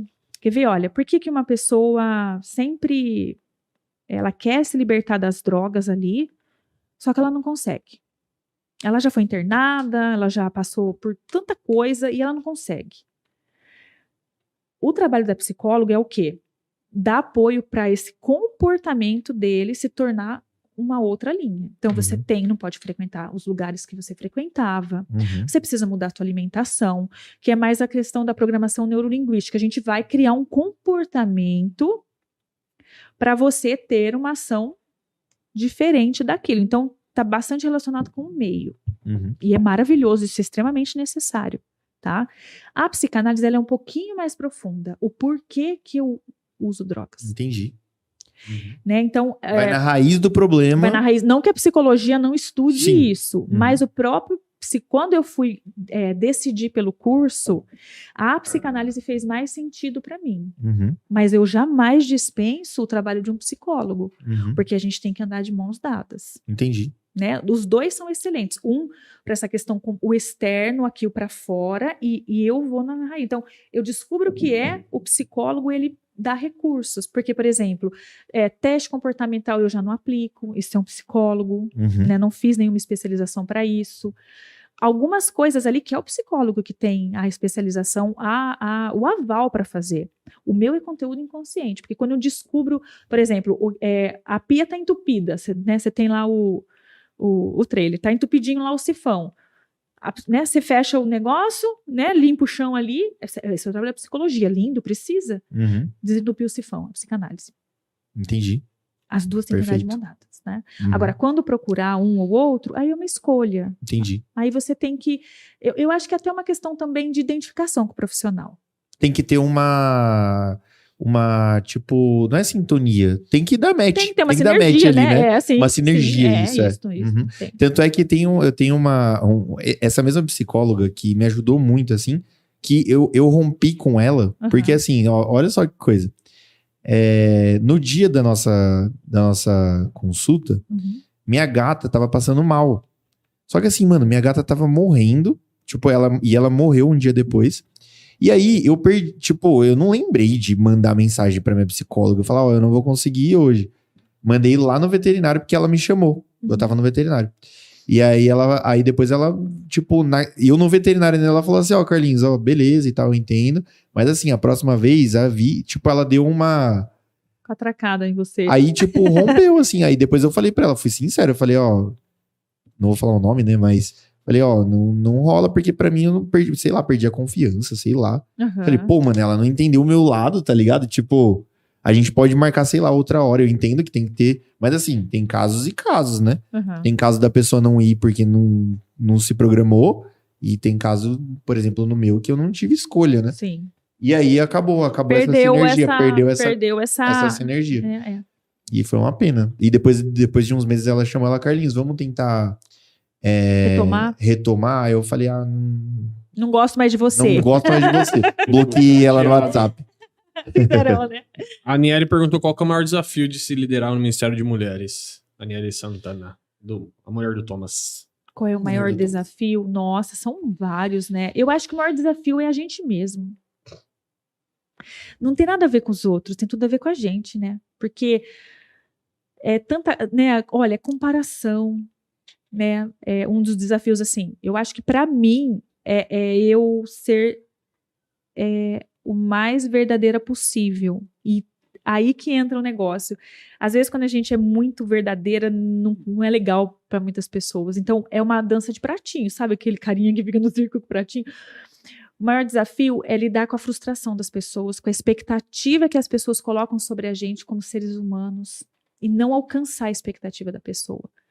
Que nem você ficou frustrado com a sua psicóloga, porque ela não demonstrou, você tinha uma expectativa sobre ela, você ficou decepcionado. Mas ela também tem as demandas dela. Sim. Às vezes foi uma profissional que te ajudou tanto, e também por causa de uma falha dela, você colocou ela no pacote. E às vezes eu também, tipo, devo ter... É que assim, conversa de WhatsApp é complicado, porque você não sabe o tom. Às vezes, no momento eu tava ali também, né? E entendi errado, sei lá. Mas pra mim, eu penso que o maior desafio é lidar com a frustração das outras pessoas. Com a frustração que, sem querer, às vezes, é transferidas pra gente numa questão de expectativa. As pessoas estão muito dependentes dos outros. Está sendo colocado nas pessoas erradas, né? A gente tem que colocar tudo em Jesus. Porque todo mundo vai falhar um dia. E deve ser um peso muito grande para você, né, Grazi? Assim, porque é inevitável que as mulheres não tenham você como espelho, né? É inevitável. Né? Tem que ser, né, Carlinhos? Tem que ser, sim. Mas ao mesmo tempo é puxado pra você, né? Porque, né, tipo... Mas eu acho que essas bandeiras brancas são muito interessantes. Porque desde que nós começamos, né, lógico que a gente vai amadurecendo, a gente vai tendo... Até vim falando com o Heitor hoje no carro, falei, nossa, Heitor, como que Deus, ele é perfeito, né? Imagina se eu tivesse todo o desenvolvimento emocional que eu tenho hoje, o conhecimento, o entendimento, e não é pleno, tá, gente? Eu tô em transformação até quando eu for pro céu. Se eu tivesse isso com 20 anos, eu falei, não ia prestar, Heitor, porque eu era bonita, inteligente, não, ia dar ruim, Deus sabe o que faz, né? Mas assim, eu penso que desenvolver, né? Esse desenvolvimento, ele é muito... Ele é desafiador, mas voltando ali para a pergunta da... Quem que perguntou? Aniele. A Aniele, esposa do Thomas? Ah, que fofa, beijo para ela. Um desafio é você levantar essa bandeira branca e dizer assim, ó, aqui não tem gente perfeita, sabe? Não espere de mim nada além daquilo que eu possa te oferecer, porque as pessoas parece que elas querem fazer do ministério uma autopromoção. E a gente tem explicação isso na terapia. Você transfere, né? E usa aquilo como um palco, sabe? Um espetáculo. E ministério, é serviço, é você morrer para si mesmo. Não tem outra explicação para isso. Então, não põe expectativa. É o que eu falo para as 19 mulheres que estão ali junto comigo no ministério, na liderança. Gente, peço a Deus para errar o mínimo possível, mas o dia que eu errar, vocês vêm e me falam, ó, Grazi, isso não foi legal, isso não foi... Então, é levantar essa bandeira branca que eu não sou perfeita. Eu não sou perfeita, mas eu quero acertar o alvo. Né? Eu quero acertar o alvo. Então, é tirar essa falsa expectativa das pessoas, porque a gente não é Jesus, a gente não é Deus. A gente erra. Pessoas erram. Então, sabe, eu acho que eu tô muito desprovida de... E assim, né, não é nem... Espero que isso não soe como uma arrogância, mas eu não tô nem aí muito com assim, sabe, com o que o povo vai falar. Sim. Essa comparação, né, a comparação mata as pessoas. Eu faço aquilo que Jesus me pede. Porque quando você... sabe, quer se promover, você quer acertar demais, você quer, sabe, chamar atenção, agradar pessoas, é público, quantas tinham, quantas vieram, sabe, é um negócio maçante. Então eu não sinto esse peso no ministério, Carlinhos, de verdade. Para mim é muito leve. Lógico que tem toda uma pressão, né, mas eu não sinto isso, porque eu acho que eu sou livre. Também, por exemplo, digamos aí, né, que se o nosso pastor chega pra gente e falou, ó, Grazi, né, não tem mais o perfil, tá tudo bem.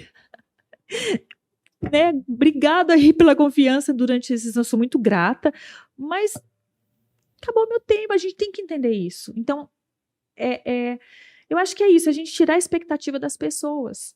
Aí as coisas ficam tudo mais fácil. Que as pessoas estão muito extremistas, né, hoje, né? Que nem você falou, é importante você falar, tipo, ó, galera, não é se eu errar, eu vou errar. Sim. E quando eu errar, me avisa. Mas assim, por exemplo, a gente tava até falando que tem um pregador que o Heitor gosta bastante, que ele falou uma besteira lá uma vez, fora de contexto, e tipo, mano, crucificaram ele, assim.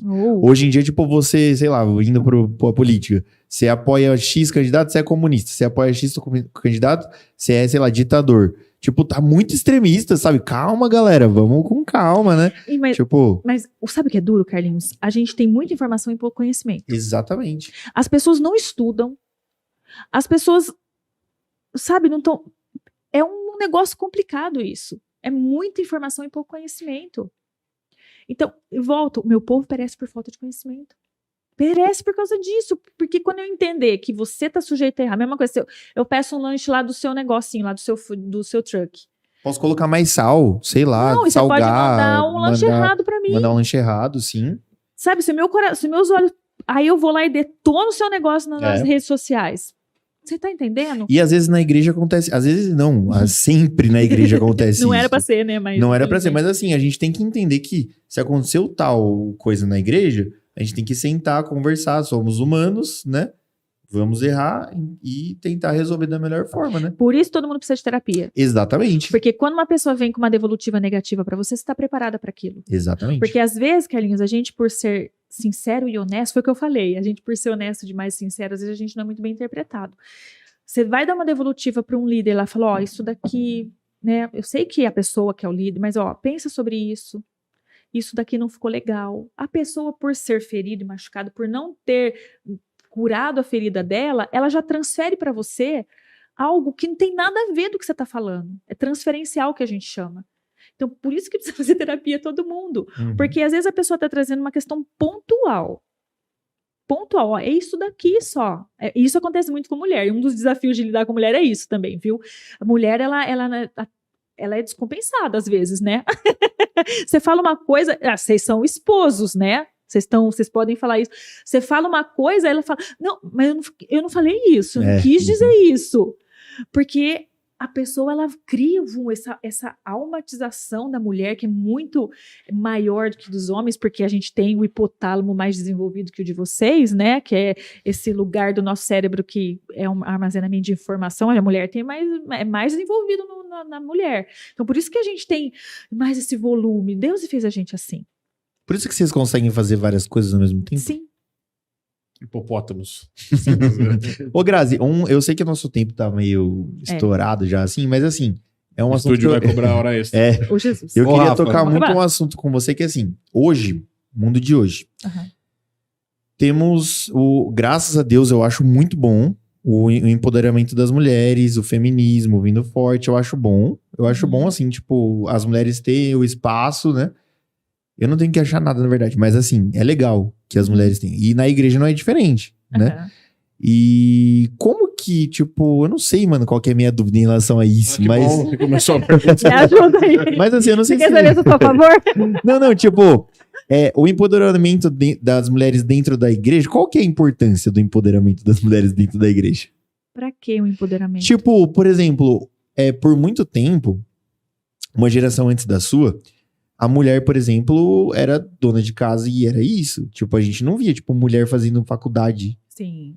Hoje em dia já é diferente. Sim. E aí tem é até bom a gente tocar nesse assunto para esclarecer que o pessoal que não é cristão acaba falando que a Bíblia é machista, falando daquele... Me ajuda aí, Heitor, com versículos que fala que a mulher tem que ser submissa ao homem. Efésios, né? É Coríntios. Não, Efésios, mas Coríntios fala que a mulher não devia falar no culto. Isso. E tem aquela que é o mais famoso, que é assim, que a mulher é submissa ao homem, né? É Efésios. Explique pra gente o que é essa submissão da mulher que tá na Bíblia. Certo. Olha, eu acho que não existe um Deus mais feminino do que o nosso Jesus. A história mais longa, a conversa mais, né, como dizem vocês aí, os jovens, né, o papo mais longo que Jesus teve em todo o Novo Testamento foi com uma samaritana.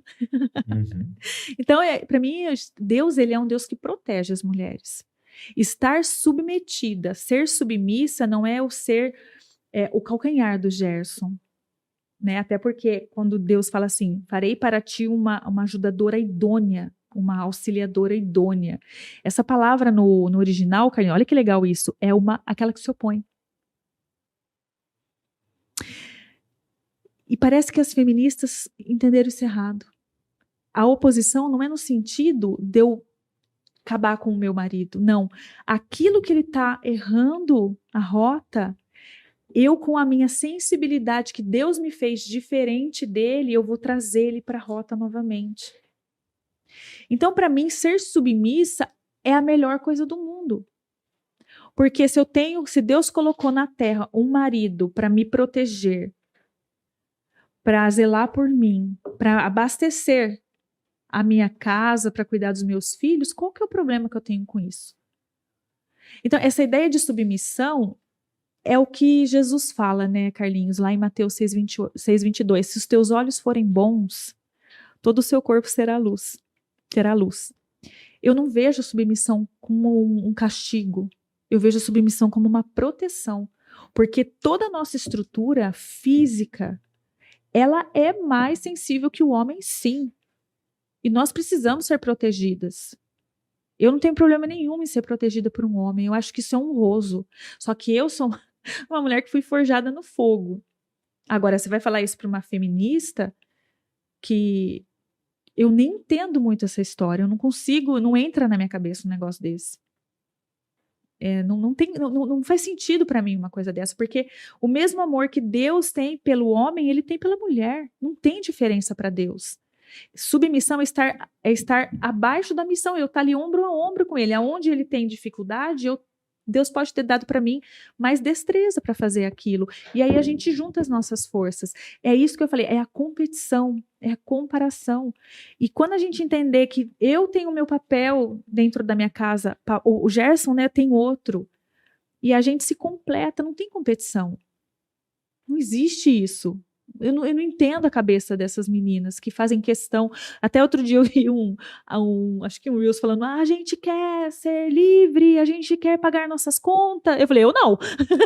Não quero nada disso. Eu quero que meu marido seja o marido da casa. Eu quero que ele seja o homem que Deus projetou para ele ser.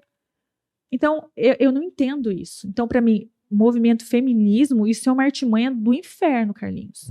O feminismo, o original mesmo, não. E essa coisa de empoderamento feminino, eu odeio essa palavra. Eu odeio isso. Comecei bem a pergunta, então. Não, porque, Carlinhos, olha só. Pra que eu quero ter poder? Eu quero ter poder do nome de Jesus, porque é isso aí que me importa. O empoderamento feminino. Você vê que há uma autoestima muito baixa. Porque vamos pegar lá a mulher de Provérbios 31.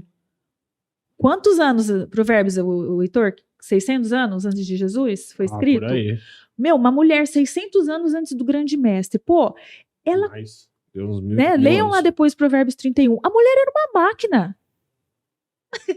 600 anos antes de Jesus, essas meninas agora do século XX vêm falar em feminismo. Vai estudar, minha filha. Entendeu? Vão estudar, não existe isso. A gente é feminina. Deus nos fez feminina. Qual que é o problema disso? Qual que é o problema de eu não ter força para levantar um móvel se meu marido tem? Sim. É uma questão de inteligência, gente. Tomar o lugar do outro só mostra quem você é, só mostra que a sua estima não está bem desenvolvida. Então, eu não gosto dessa palavra empoderamento feminino.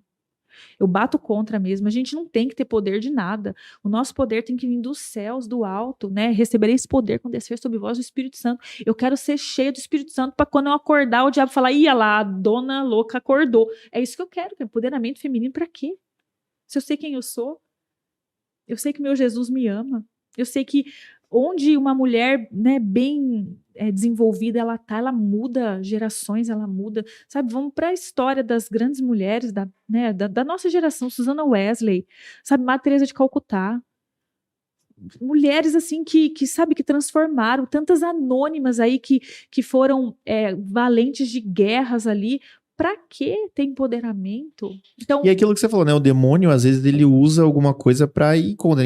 Por exemplo, a luta das feministas, por exemplo, graças à luta delas, hoje, claro, as mulheres conquistaram muita coisa. Tipo, por exemplo, votar.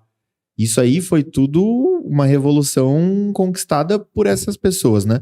Hoje ainda a gente parece que não, mas assim, tipo, por exemplo, em relação ao salário, que eu acho muito sacanagem. É muito menor. Então, assim, a luta feminista... É que, assim, o feminismo, a palavra, né? Tá deturpada, né? Então, a gente pensa... Por isso que eu falei que eu acho legal o feminismo, mas nesse sentido. Por algumas questões, entendeu? Então, por exemplo, por que... nossa, já ouvi gente falando assim, porque mulher engravida. Tipo, mano... ela ganha menos que mulher... Tipo, velho.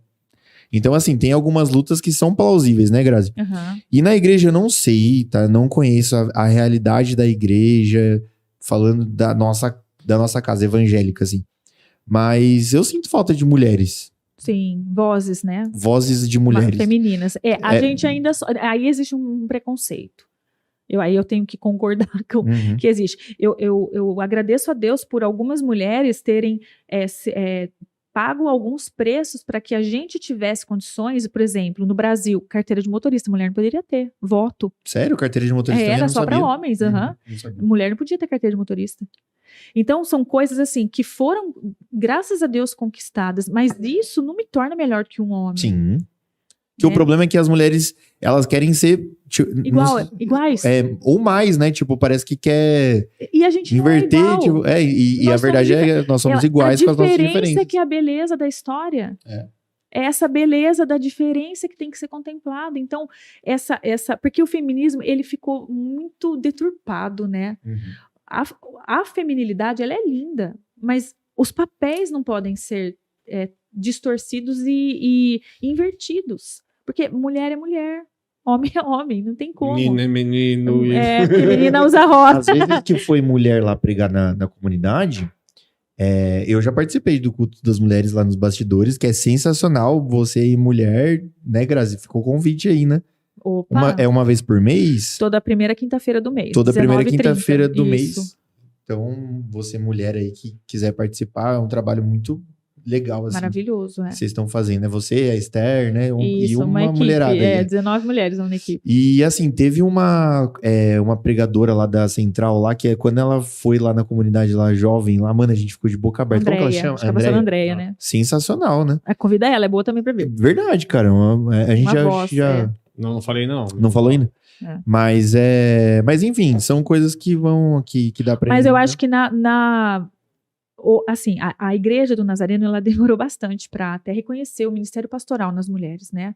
Mas agora, graças a Deus, isso está acelerando, né? Porque isso era muito visto para o homem. Uhum. Né? E eu tenho algo sobre o meu coração, Carlinhos. Quando nasce um pastor, quando Deus chama um homem para o pastoreio, ele chama a esposa dele. É verdade? Não tem como, porque senão o ministério dele nunca vai ser bem sucedido. E às vezes o pastoreio está muito, isso que é difícil, está associado à pregação, que são coisas diferentes. Um coração de pastor é diferente de um coração, por exemplo, de um mestre. Sim. Não que a pessoa não possa ter os dois. Mas tem pessoas que têm, assim, totalmente dons evangelísticos, mas não tem dom de pastoreio. Uhum. Então, um pastor que não tem uma esposa com coração de pastora, ela nunca vai entender quando o telefone do marido toca 3 horas da manhã, porque o cara tá com algum problema lá na casa, e ela vai ter que acompanhar o marido. Então, como que só o homem pode ter esse chamado? O casamento vai sucumbir. Então, esse desenvolvimento do casal, para mim, ele é essencial para uma comunidade sadia. Isso não quer dizer que ela tem que pregar, que ela tem que estar envolvida com o ministério infantil, que ela tem que estar envolvida com o ministério de mulheres. Não é isso que eu estou falando. Mas eu creio que o coração de um pastor, se a esposa tiver um coração pastoral também, o ministério dele vai ser muito mais bem sucedido. E lógico que a principal, agora falando, né, das esposas de pastores, é promover o marido, eu não tenho dúvida disso. Mas isso não impede ela de ter a voz dela dentro daquilo que o Senhor a chamou, porque não é um chamado de homens, né? E isso na prática a gente pode ver, por exemplo, com as primeiras damas do último presidente do atual. Você viu? Aí parece que é só a esposa do presidente. Não é. Não, olha o papel fundamental. Sim, elas fazem muitas coisas, né? Tipo, elas, que nem você falou, né? Tipo, ela não é uma presidente igual ao marido, mas assim, ela tem um coração. Tem que ter um coração. O cargo executivo esbarra nela, porque ele é o que representa o executivo no Brasil, né? Em todos os países. E a esposa é a primeira-dama. Ela tem essa participação do cargo executivo. Acho que até oficialmente falando, né? Sim, é um cargo, né? É um cargo, a primeira-dama é um cargo. Uhum. E é exatamente isso que você está falando, né? Exatamente. E tem que ser desenvolvido da melhor forma possível. Mas então, assim, o feminismo, eu tenho as minhas ressalvas, né, empoderamento também, acho que a gente não precisa disso. Eu acho que a gente já tem tudo que a gente tem, tudo que a gente precisa tá em Jesus. Nós não precisamos provar nada para ninguém. Né, a maior prova foi na cruz, né, Carlinhos? Quando Deus olha para a serpente e fala assim, a descendência dela vai pisar a tua cabeça. Começou com Eva, finalizou com Maria. A gente não precisa disso. Então, para mim é muito claro, essa coisa de empoderamento, para mim, a gente tem que sim sobressair, estudar. Eu acho que ser um ser humano excelente, isso é obrigação de qualquer pessoa, independente de ser macho ou fêmea. Né? E aí aí a história vai dar pano para manga, né? Aí tem os movimentos aí que estão nascendo, tão novos, né? Não quero entrar nesse assunto, mas toda essa distorção de papel. Essa distorção, né? Porque se eu sei quem eu sou, por que eu vou ficar brigando com quem não sabe nem quem é? Não tem sentido. Então, eu sou feminina, sou submissa, sou dependente, sou muito mais forte na questão da resiliência do que um homem, porque Deus fez a gente assim. Deus fez a gente assim. É muito gostoso aceitar esse cuidado de Deus, sabe, o jeito que o Senhor nos fez. Então, aí nessa Semana da Mulher, o meu recadinho para as mulheres, não sei se é pergunta, né? sabe, seja o que Deus te chamou para ser. Feminina, cheirosa, às vezes meio doidinha, porque a gente fica mesmo, faz parte dos nossos hormônios. Mas seja uma mulher, sabe, que Jesus fala assim, olha que bonitinha minha filha, tá fazendo tudo direitinho, olha que lindo. Né? Então, é isso. Eu acho que o feminismo é um grito de pessoas que não sabem quem são. Porque quando a gente sabe quem a gente não precisa ficar provando para ninguém. Né? Amém. É isso? Era. O Heitor tá quietinho hoje, né? Você falou um monte? Não deixa eu falar? Ué. Fala, então, Heitor, agora vamos olhar pra você. Tô com fome. Cadê? Não vai chegar nada aqui, tem podcast. A Gabi falou que fez papá. Opa. Então vou lá na sua casa jantar. Pode ir. Coisa boa. Já era? Já era. Dá tchau pra galera. É porque não, conversa profunda, né, pai? Nossa, e nem chegamos no... Gente, curte o vídeo. A gente esquece de pedir pra curtir o vídeo, velho. Verdade. Curte, aperta no joinha aí, compartilha. Se inscreva no canal. Amanhã... Quer dizer, amanhã não, né? Eles vão estar hoje, na hora de sair, né? Amanhã é Dia das Mulheres. Um beijo aí pra todas as mulheres. Que mais? Nada? Manda um beijo pra tua mulher também. Beijo, amor. Beijo, Jéssica. Compra presente pra elas, tá? Não manda só, porque vai que a linguagem de amor delas é presente. Verdade. Então, vocês têm que dar presente, falar que ela é linda, abraçar, fazer o almoço. Olha, 5 linguagens. Olha que belezinha. Leva pra comer fora, então. Leva pra comer... E isso... E todas as 5 linguagens. Aí ela vai se sentir a mulher mais especial do mundo. Porque uma das 5 linguagens é a dela. Fica a dica aí. Fica a dica aí pros homens. Passa suas redes sociais aí, Gra. Passo. É o @Graziela Maser. E é só isso também. E o das mulheres? O das mulheres da comunidade. É @Mulheres da Esperanca-CE. Tá? Eu não sou muito forte em rede social, tá, gente? Eu sou um fiasco porque eu não tenho tempo.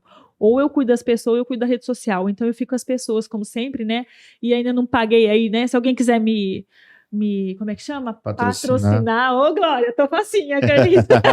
Não sou boa de rede social, minha rede social é muito simples, gente. É mais a Graça sendo a Graça ali mesmo. Não é intencional minha rede social, tá? Às vezes algumas pacientes, passa seu Instagram. Eu falo, olha... Se você for basear a minha profissão pelo meu Instagram, é uma dificuldade minha, uma deficiência, porque poderia ser melhor, mas não dá muito tempo mesmo. Você podia ter umas aulas com a Gabi. A Gabi tá usando muito bem as redes sociais, né? Ela é boa naquilo, ela é muito boa. Nossa, pois ela tá... Pois é. Então, já era? Já era, galera. Muito obrigado aí pela presença, quem assistiu, quem ouviu, né? Que agora tá no Spotify também. Comentem. É verdade, tá no Spotify, né? É isso. Obrigado, Gra. Beijo, obrigada a vocês pelo convite. Falou, gente. Valeu, galera aí. Tchau.